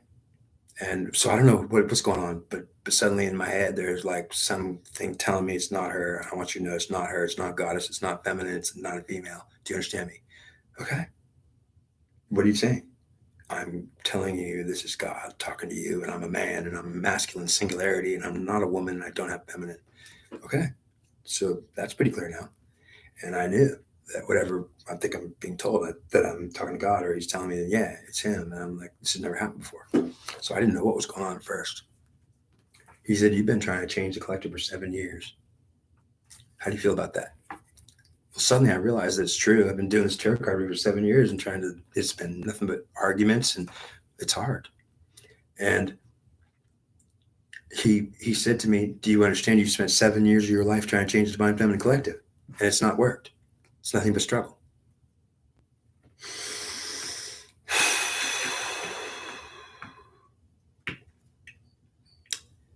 He told me that he wanted me to know that I can't do it. She won't listen. She's misbehaving. She's bad. She's vicious. And he started telling me this. And I was like, are you kidding me? Like, I never knew this. I never even talked to you. This is a shock. Suddenly God's showing up and then telling me that she's bad. She's not even wanting to have peace with you. She's attacking you. She's refusing to get along with you. She's calling you an ego stupid ass. She's like, that ego, that dumbass can't come to my collective and think he could change anything. He's not a goddess. He can't have a goddess. And he said she's jealous of you because of the goddess with you. She's utterly mad because she's saying, how does a man who's a single-minded ass ego have a goddess with him that he's telling me what to do? And like, we're supposed to listen to him. And ultimately, if that's true, understand it wasn't my choice to have a goddess. When I cursed God out, she showed up and said, you could work with me. Now we're on the same page. And maybe she thought we both hate him, but I didn't say I hate him. If we're on the same page, it just happened to be that I cursed him out, and she felt that way too. So it was an agreement between us. And then after 7 years, I'm telling her, look, I don't even know if you're a goddess. You've been telling me that for 7 years now, but that's what you've been telling me you are. But I didn't see your face. I heard your voice and felt you. So basically, I didn't really see the goddess. I felt her, and I heard her in my head, which is pretty much, it's good enough for me because it's literally something I hear in my head. It's audible, it's tangible. And I wasn't crazy. So yeah, she was real. But when God showed up and told me, look, you've been trying to do this for 7 years. You said you did this before. You tried to do it as a high priest of Apollo for 7 years and it didn't work in Troy and it ain't going to work now. I was like, oh, wait, you said this before? Yes. You spent 7 years, the first 7 years of the Trojan War, I was trying to change the feminine of Troy and make it get along with the masculine. And ultimately, I failed after 7 years of the war in Troy. In the seventh year, God came to me as my name was Hellenus. He said, you're not getting it and they're not going to do it. And you need to know it's not going to work. There's no solution. This war is going to end tragically. I knew it. The war lasted 3 more years after that, but wasn't trying to convince them of anything for the last 3 years of the war. He told me in 2016, I started a tarot card channel, and he told me that you spent till 2022 trying to convince her, and you were trying to tell her the same thing now you tried to tell her 3,000 years ago. Your spirit in your head, as a high priest of the Apollo, the god, was doing stuff 3,000 years ago that was really important and working with gods. And you're trying to relive that past and bring it back desperately because you feel like a low-life nobody that has no relationship with God, and it makes you upset. You don't want to have no relationship with God and not see him. You want to see him every day and know he's there, just like a tangible person is standing in front of you. And ultimately saying, if you can't have the relationship that you wanted, like back then, you're not happy, but it's worse than that. You're miserably mad. You're trying to recreate that time. And I'm like, I am. You're right. I need to do it because it's the only thing that ever counted when I was important and I was a high priest and I was talking to God every day. And it's the only thing I want. There's nothing else I want. I don't care about anything else. Okay, really? Yeah. So God just come and show up, and I'm 54 years old. He's saying, so how do you feel about God's talking to you right now? I didn't know if it was God at the time. He was just claiming that. Suddenly, I was talking to Goddess the whole time for 7 years. There was no God. There was just Goddess every day. I talked to her. It was only her. Well, when he showed up, suddenly only him. She's not talking to me anymore. He's talking to me now, telling me who he is. I can't believe it. I don't even know if it's true. But I'm saying, okay, well, something different happened now after 7 years of this hell I've been living trying to work with her, and it hasn't worked. And now he comes and he says he's here. And I'm saying, really? Okay. Then what does that mean? He's saying it means that I'm telling you that there's no solution for this problem. She is utterly, stubbornly never going to cooperate with you. And she's going to hate you forever and tear you up if she can. And there's no cooperation. She wants you dead. She's not working with you. She hates your guts. I was like, are you kidding me? So why am I even doing all this for 7 years if she hates my guts? There was a small chance that you could have convinced her. And after 7 years, if she couldn't get it, well, there certainly was no way she's ever going to get it. So it took 7 years to try it. And after the 7th year, there's an official proclamation that after 7 years, it's been done. We've tried it. So you have to do it for 7 years in order to make a declaration that in the 7th year, you can say, we don't need to do it anymore. We've done it for 7 years. And that means that if it's not going to change in 7 years, it's never going to change in 70 or 700 years. So it truly is something I had to do, both back then, because I have to give them a chance. And 7 years of my life was spent trying to give them a chance so that they don't end up in the worst. And they ended up in the worst. And because I failed, Troy fell. Because I failed to convince the women to get along with the men in a way that it could have worked. The whole Troy had to be destroyed. So all the men had to be destroyed. And the entire masculine collective of the Trojan men was my collective. And I was on it. I was also on the collective of the Apollo god priests, which was a collective of priests, which was wasn't the same as the collective of the soldiers of the masculine. The men in the masculine collective of soldiers, Trojan soldiers, was a collective of itself. And then the priests of Apollo were in their own collective. And ultimately it could mingle, but it was different. They were very different. I had both. I was also on a feminine collective. And so I had three collective as a priest. I was working with the feminine collective as well. And the feminine collective was what I was trying to alter and change and manipulate. And all they could say is, you son of a SOB, all you're trying to do is alter, change, and manipulate us. It was the whole point. I was trying to manipulate her, make her, and put her into a position where she could actually accept the truth. And she was not going to accept the truth, period, ever. So at that point, it came to a point where it was like, then it's over with. And it was. I tried it again. I couldn't believe it. God's telling me this is the second time you've tried it. Okay. So he's saying, that's pretty good. You actually tried 7 years to change her again. And I said, yeah, what about what's going to happen now? Am I done? Yeah, you are. You're way done with her. She's not going to work, not going to learn. She just had 7 freaking years to her chance. She had 7 years of a chance. She blew it. Are you telling me that I just was trying to change her for 7 years and she's mad at me and was attacking me and wouldn't listen and tell me off and tell me I'm an idiot ego? And yeah, she was definitely hating on you. How dare you try to tell her what to do with your goddess? She was mad and jealous that she didn't have her and couldn't have anything. Why does a man have some charge over me, telling me what I got to do and telling me that he's got a goddess with him? What a son of SOB. I can't believe it. So ultimately, yeah, that's what she was doing. I couldn't believe it either. I was like, why am I even doing this? And when he told me, you're doing it to give her a chance, she's got 7 years to get her shit together. And on the 7th year, when I come to you and tell you, we're done now, this is God. I just showed up. She's not talking to you anymore. Okay, great. So now it's you? Yes. And she's done with you. You're done with her. You won't be talking to Goddess anymore. Okay. Well, okay. If it happens, then you'll be talking to me every day, right? I hope you are. Yes. So ultimately, suddenly I'm like, this is really weird.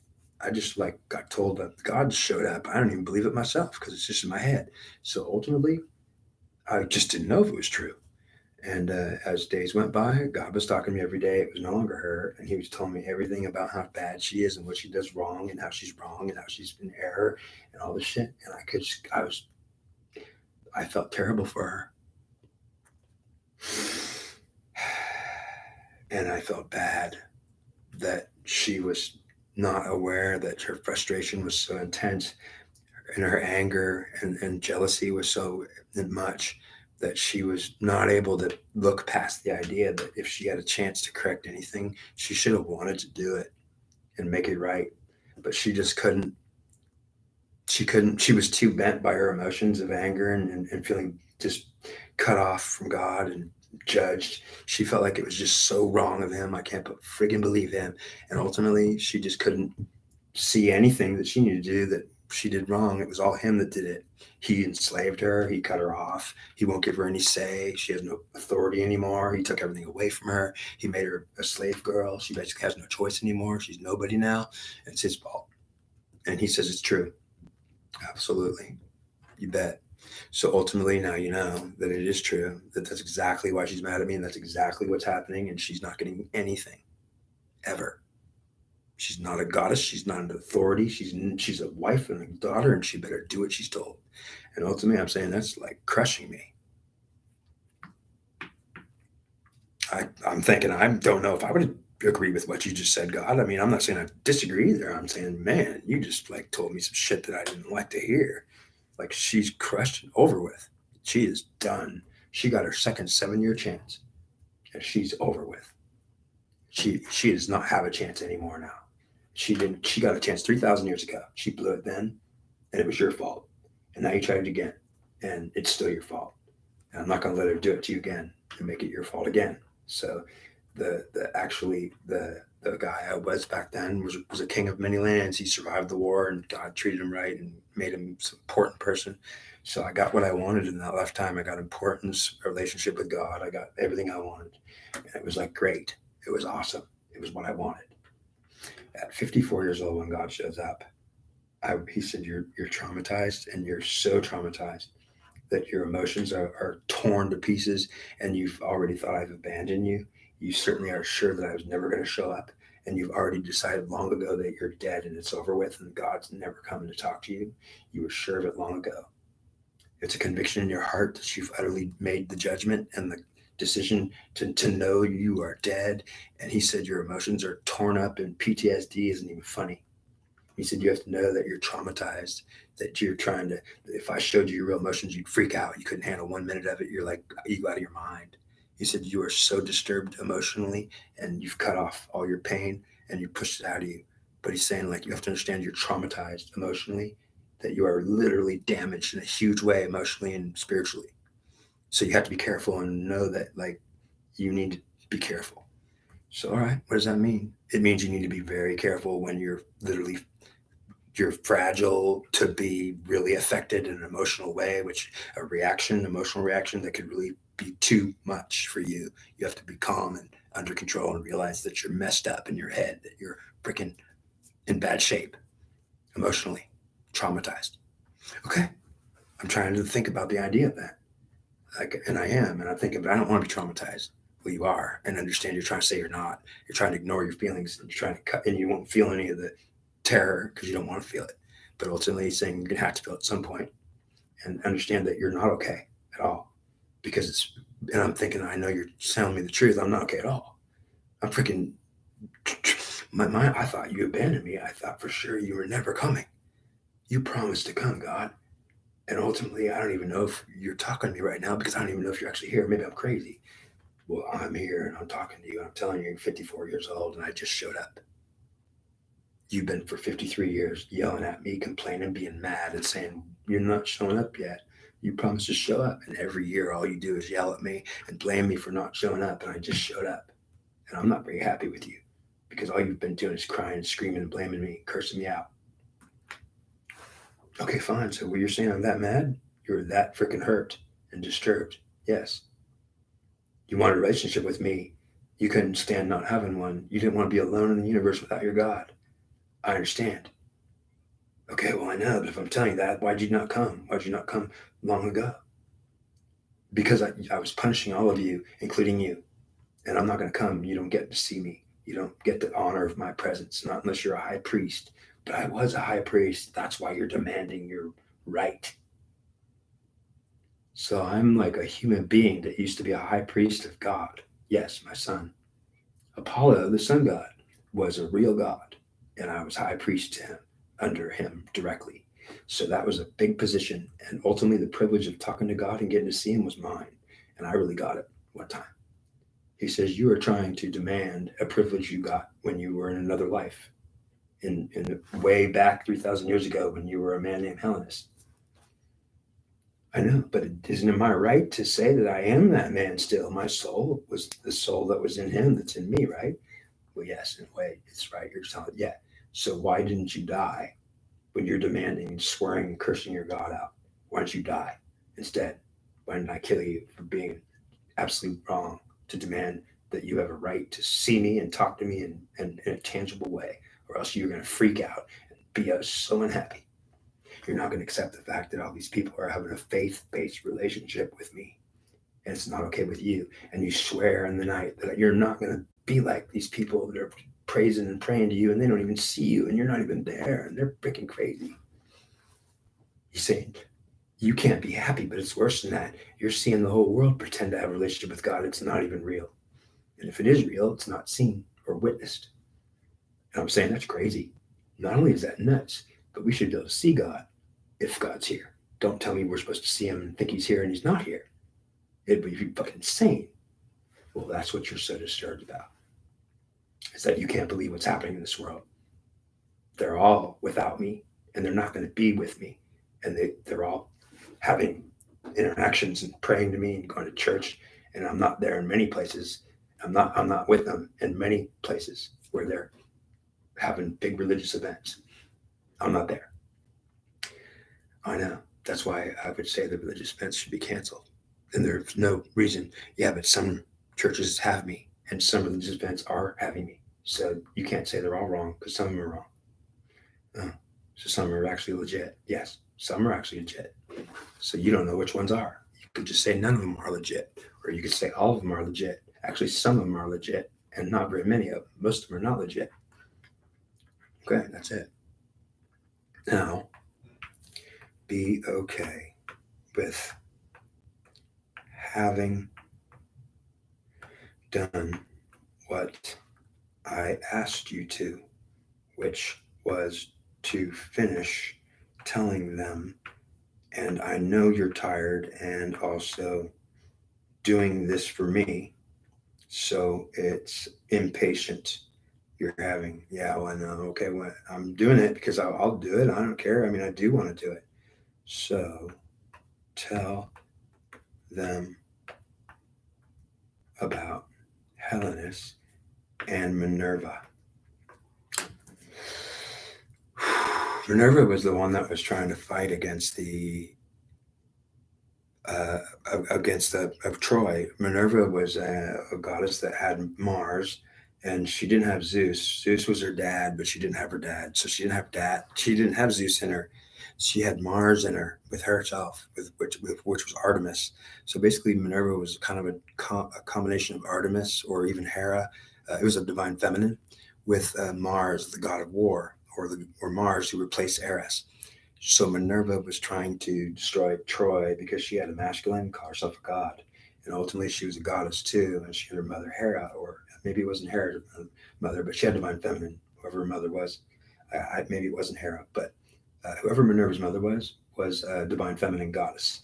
And so she was part divine feminine, and she had Mars, the god, divine masculine, half half. So she was half and half, and she wanted to kill every man in Troy because she thought the ego should die and men shouldn't think they're God and be able to rule over women and try to win. So Helenus, trying to fix everything, was contacted by Minerva, and Minerva, who was the goddess, actually contacted Helenus, who was the prince of Troy, the younger brother of Hector. His dad was the last king of Troy. Helenus was a augur and a fortune teller, a priest, high priest of Apollo. He was actually a man that fought next to Hector in wars. He controlled whole battalions. He was in a lot of the thick of the battles. He survived. He was strong. He was big. He was good looking. He was a man. He had his god, and ultimately he had his god strong. So Helenus got with Minerva, who Minerva contacted him and said, "I want you to deliver some messages to Hector, who she hated, and also to King Priam, who she hated." So Helenus, with being the son of King Priam, the Minerva went to Helenus and said, "I want you to deliver some messages. Would you be willing to do that for me?" Well, Helenus never had seen Minerva before. He certainly didn't even ever have any realization that goddesses actually exist, although he knew they were real because they just don't show up all the time, but they're definitely real. And when Minerva showed up, she showed up in a physical body that was definitely a goddess that there's no question that he said, "Oh my God, you're a goddess," and he knew it. And Minerva was a goddess, and she came right before him and showed herself to him and said, "Do you see me?" And he said, "My God, I do. I can't believe this. Is this the highest privilege I ever get?" Like, he took it as the highest privilege ever. He was very happy when he saw Minerva. She's the enemy. So understand that Helenus was ignorant in some sense, but he was trying to do the right thing. And when Minerva showed up and she used him as a messenger to tell some messages to his family, he would sit at the dinner table and feel important. And then he would tell Hector and King Priam about how the goddess came to him today. Well, certainly King Priam and Hector would be hard. It would be hard to believe because they would say, "Are you? What the hell? Did we just hear what you said?" They're at the dinner table, and Helenus is telling Dad, King Priam and Hector, "I wanted to let you guys know something. Today I was hanging out, and the goddess Minerva came and talked to me, and she said, 'I want you to tell Hector and Priam something.'" And they couldn't believe it. They're like, "You're kidding, right? You just saw Minerva, a goddess. I saw her. She showed up before me. Yes." And they knew he was telling the truth. He wasn't gonna lie about something like that. They were like, "Okay, tell me, what does she want? What does she want?" And he said, "Well, I'm lucky. I get to be a messenger." He thought it was great, and he liked her. And ultimately, she's the enemy. She's trying to destroy Troy and kill all the Trojans, including Helenus. So Helenus missed something because understand, when she showed up, she was the enemy. She should have killed his ass, or she could have. He was a Trojan. She wanted to kill all of them. She didn't want any Trojans to live. And so she went to Helenus to try and use him for some reason. And she told him, "You want to deliver some messages? Maybe you'll feel important." She didn't say that. That's exactly what he thought. He thought he was privileged to have the presence of a goddess, and he didn't think she was the enemy. He should have known that she's definitely the enemy. What are you doing? And Hector and Priam pointed that out to him. After he told them the messages that she delivered, they said, "Do you know that Minerva's trying to destroy us? And the fall of Troy is because of her?" And ultimately, Helenus said, "I know, but if she's coming to me and talking to me, I could fix this whole problem. Troy doesn't have to fall." Well, he was certainly in his fantasy thinking he could like save the world. And certainly Helenus as a high priest of Apollo, getting told and contacted by Minerva, the goddess, well, he certainly thought he was doing it. So he thought it was already happening. And he thought Troy could be saved. So it was good news to him. And he went back and forth. Minerva came and gave him a bunch of messages, and he thought this is great. He was being a messenger for weeks. And Hector and Priam suddenly thought Helenus was somebody. He's a little brother kid. Well, he's talking to a goddess. It's real. So they definitely were including him in on getting to be like sitting more closer to the king. And yeah, Helenus got all these privileges for being that messenger, and everyone wanted to know what the goddess said, and they all went to Helenus. He had to tell everybody what she said today, what she says tomorrow, and ultimately everyone wants to know. So she was trying to destroy Troy, and also telling him and giving him ultimatums like what you're going to do if Troy don't fall. And Helenus delivered these messages and told her everything he could, and tried to be a good priest and be doing what she wanted. And Apollo was not told because he didn't tell Apollo any of this. So understand that when Helenus was contacted by Minerva, well, he didn't tell his god Apollo what was going on, that Minerva just talked to me. He didn't do it because she told him not to, because she told Helenus that Apollo won't know that I'm talking to you. I'm a goddess, and I'll tell you right now, I screen it, he can't know. So don't think that your God is going to see that you talked to me today. I don't want you to tell him anything. And the reason why is because if he finds out, he's going to tell you that I'm trying to do something to you or hurt you, and I'm not trying to hurt you. I'm trying to ask you to help us make and solve this war. And Helenus believed her. He certainly thought he could be important enough to do everything to fix it. And he thought if he could help Minerva, who's the enemy, and she's actually come to him like a friend and telling him, yeah, we'll be a messenger and I'm a goddess and this should work and you don't have to die and we can fix this. And he thought, okay, I love it. I get to participate in something great. And ultimately, Apollo knew what he was doing and wasn't telling him. And Apollo told him in his heart, "You need to come tell me about what's going on." But Minerva made Helenus feel so important, like he was going to save the world, and it was the best secret mission of his life. That ultimately, Helenus was tricked into making. He was overly important. I can't tell my God this because she's trying to save the world, and if I tell my God this, well, then he'll actually say that. Yeah, then I can't save the world with Minerva because I'm going to bring the divine feminine and masculine back together, and we'll be one happy family again. Troy don't have to fall; it should be okay. Well, that's what he thought, because Minerva was telling him that we'll fix this if you tell your brother what they have to do. We'll give them demands. We'll find some peace talks here. Something good will happen, and he believed her. Apollo saw it, and Apollo knew what she was doing. What she was doing was planning on using Helenus to get him to be captured so they could also find out what he knew about the palladium of Athena and how to destroy Troy. And Helenus, as a high priest of God, of the Apollo god, knew a lot of things. And Minerva wanted to capture him and get him to, they were going to capture him and torture him. And that plan was to capture him and torture him to death to get all the information out of him. And Minerva didn't care if he died. So she went and pretended to be his friend, and ultimately told him that he could be a hero and save the world. If he cooperates and does what she says, this whole thing doesn't have to be bad. It doesn't have to end bad. And he didn't go tell Apollo, his god, any of this. So he actually didn't say anything when he went back to the Apollo's temple. Apollo was there. Apollo was like waiting for him to say something. He didn't say anything. He was withholding it. And he was also thinking he's on a secret mission to save the world. And if he told his god, it would ruin everything. So she had him tricked. He actually believed if he told his Apollo anything, it was going to ruin it, but it was going to ruin it because Apollo would say, you can't, she's trying to trick you and kill you. And ultimately she said, I'm not trying to do it, Helenus. I'm really trying to, I don't know, I want to help you. He believed her. Apollo was not saying anything to him. Apollo was thinking, if you don't tell me, and he was telling him in his heart, if you don't tell me anything, you don't include your God in this, and you're high priest of me, he said, you are in trouble and you're going to die. So Helenus got these feelings like, whoa, I don't know what to do, but I want to ruin my chance to save the world. I could save the world now. I'm so important. And this is going to be great. I'll go down in history as Troy didn't fall. Everything, it was me. And ultimately she wanted to get him up in the hills and to get captured. So she had Diomedes And Ulysses, I think Ulysses, Diomedes, um, no, I'm thinking of another name, Odysseus.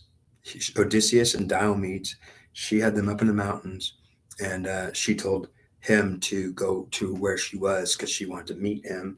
And one time, and so she told Helenus to go up to the mountains and hike up here because I'm going to be up here waiting for you. And she never met him like that before, but yeah, she usually came to him, but she wanted him to go to her, and it was way high in the mountains and up at, you had to hike around. She was trying to get him captured, so he went and followed her. And Apollo told him in his heart, if you don't tell me about this, I'm going to let you go up there and get captured, and you might get tortured to death. And Helenus didn't really know what Apollo was saying, but ultimately Apollo talked to Helenus in his head. But this time he was talking to him in his heart, and that's when you lose the privilege of God. You get God talking to you in your heart, and He won't talk to your head. It's very much of a. It's not good.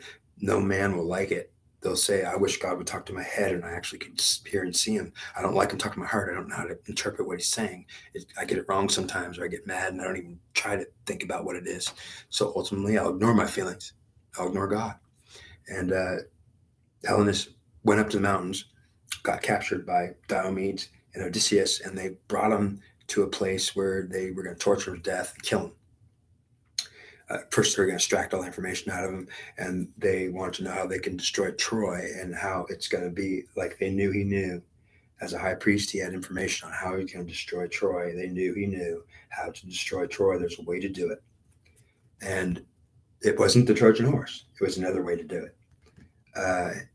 So they tortured him basically. At first, they tried to get information on him, and they're like friends. They pretended to be his friend, and then he was friends with them. He went and became friends with them. And after they pretended to be his friend, and he told them everything, then they told him, "You got to tell us more." And basically, they tortured him. They tied him up and they started torturing him and telling him, "We're going to kill you if you don't tell us everything."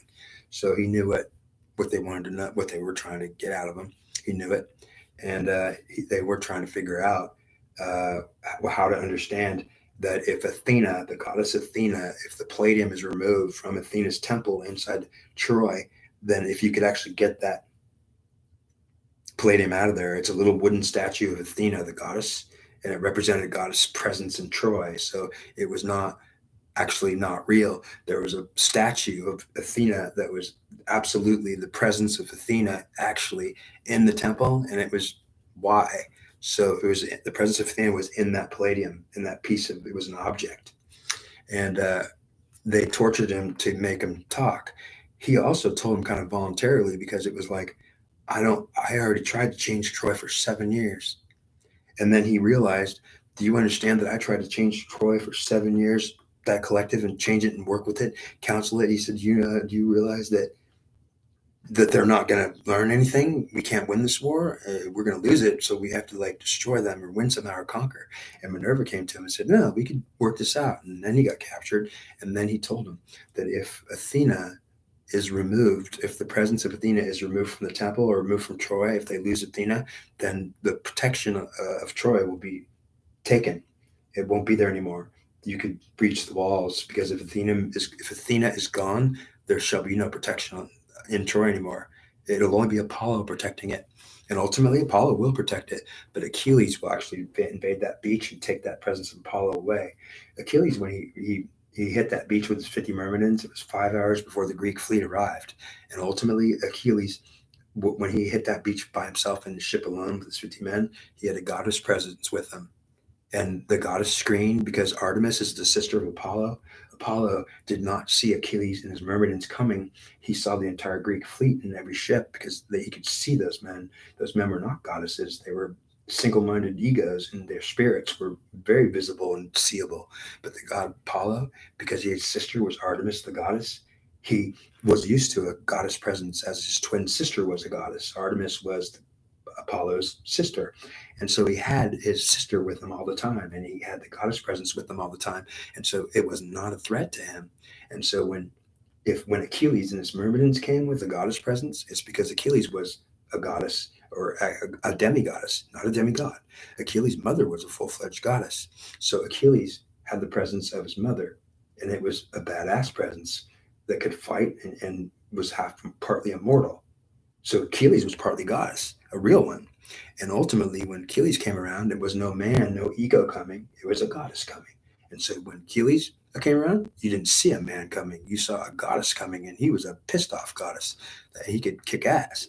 Achilles had a way to fight that was skill that was unbelievable, and his presence was not a god, and it was not a masculine, but he was masculine. Do you see? He was a privileged legend. Achilles was loved by the goddesses because he went in there. He attacked the beaches of Troy and he surprised Apollo. He entered his temple with 50 myrmidons. He chopped the head of Apollo's off. So ultimately, in the story, you can metaphorically, well, in the story, he actually chops the head off of a statue of Apollo. And he disrespects Apollo, like cut his head off. Now understand, he cut the presence off. If you took the presence of Apollo out off the beaches, and then you take the Athena out of the temples, so if you can actually remove Apollo's presence, you'd have to have a goddess attack him. And the only man on earth that could actually get away with being a goddess is Achilles, the greatest fighter ever lived. His mother is Thetis, a full-fledged goddess. His father was just a man, so he doesn't have a god in him. And Apollo didn't see that because his sister was Artemis. When Achilles was coming, he was only feeling Artemis coming. It was the goddess coming, and it didn't feel any different. And ultimately, he didn't see the Myrmidons coming either because the Myrmidons were actually elite fighters of the divine feminine and ultimately working for Achilles, who was working for his mother and doing her will. He was doing it his way, though. And that's about it. Wow. Okay, I got to get off here in a minute. I appreciate talking about this. I'm excited to keep doing it and for a long time. And I got a lot to say. And ultimately, I want to get it out and finish it so I can be done with it. So now tell them how you died in the last stand. I did already tell him that. Not all. I don't know which part you want me to tell him that. Tell them about Custer and his way of being that great for his wife. Okay, well, Custer wouldn't. There was something that Custer wouldn't do for anybody, and it was that he wouldn't do anything for him, give him anything, because he took this spirit of God and power, and this is what he had. And when Custer was seeing his wife, we loved her so much, and he really did love her, like she was some goddess or something. He loved her, divine feminine. He respected her utterly, and he would do that for her, be her little boy. So he would be a Custer who was a general, who was a man, who was a badass, who was a battle hardened, murderous, freaking godlike, great hero, legend, and ultimately an alcoholic and a problematic person in many ways. And he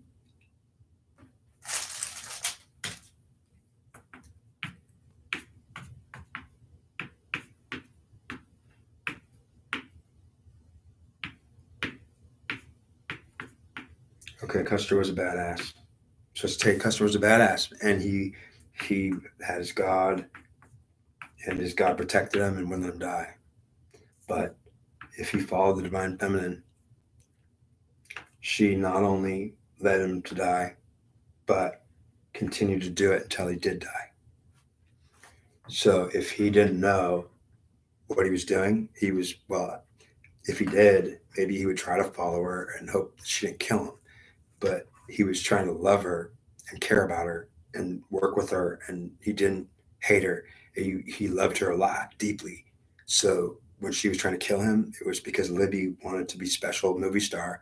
So understand that when Custer was alive, he got all the kudos, all the attention. His wife Libby was just nobody. She was just his wife. Nobody even cared about her, talked about her, and he treated her in such a way that he was her little boy, or that he would do anything like, honey, I love you. Like, he just lose himself, and just that was him with her only.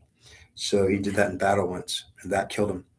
Ultimately, he lost this God. It killed him. So anyways,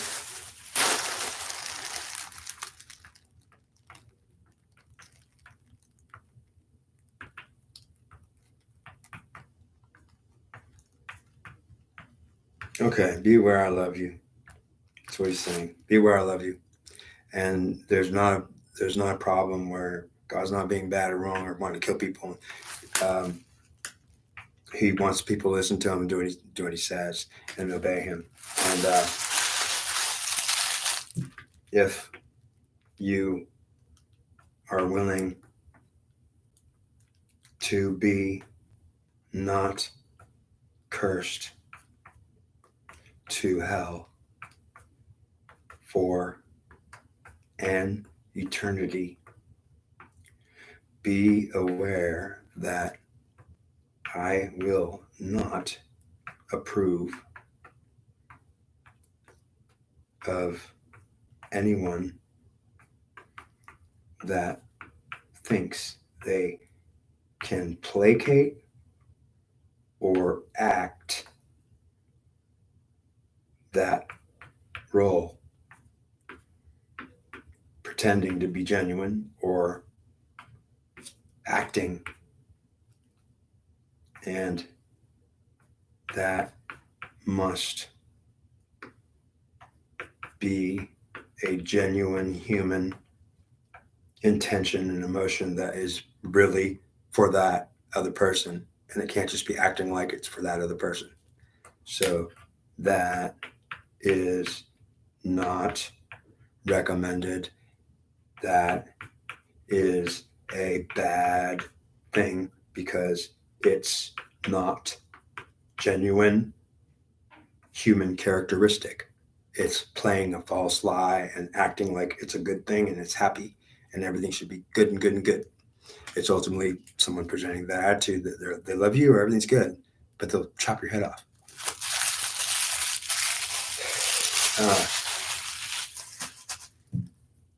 I got about 3 minutes and I got to go. Now, the last thing I want you to tell them is that they must have courage to face the demons and the devils and realize that God is God. And no one will tell God who he is. So you can not be afraid. Understand there's no devil going to hurt you. If you realize the devil is not going to hurt you, it's because you're not disrespecting him or spitting in his face. If he does want to hurt you, it's because you're spitting in his face, and you shouldn't be spitting in his face because he will hurt you. Now understand that Satan won't hurt you either because you're not spitting in his face. He's not going to hurt you, period. So understand that if you got attacked by those entities, you're spitting in their face. I guarantee it. You're doing something wrong, and then you're deserving it. So they're not going to attack you unless you deserve it. You don't have to fear them, and understand they're not going to come around and even care about you ultimately. So don't be talking shit about any of the entities like as if they're real, but they're not, because they're real, and they'll be mad, and they'll come to you and punish your ass. So just understand that you're safe as long as you're not attacking the devil, the Satan, or even anything evil. You're not against evil, attacking it, trying to fight it, because it'll know what you're doing and it'll fight back. And thank them for the time you have been able to express yourself. Thank you. And yes, now say goodbye until tomorrow. Okay, see y'all later.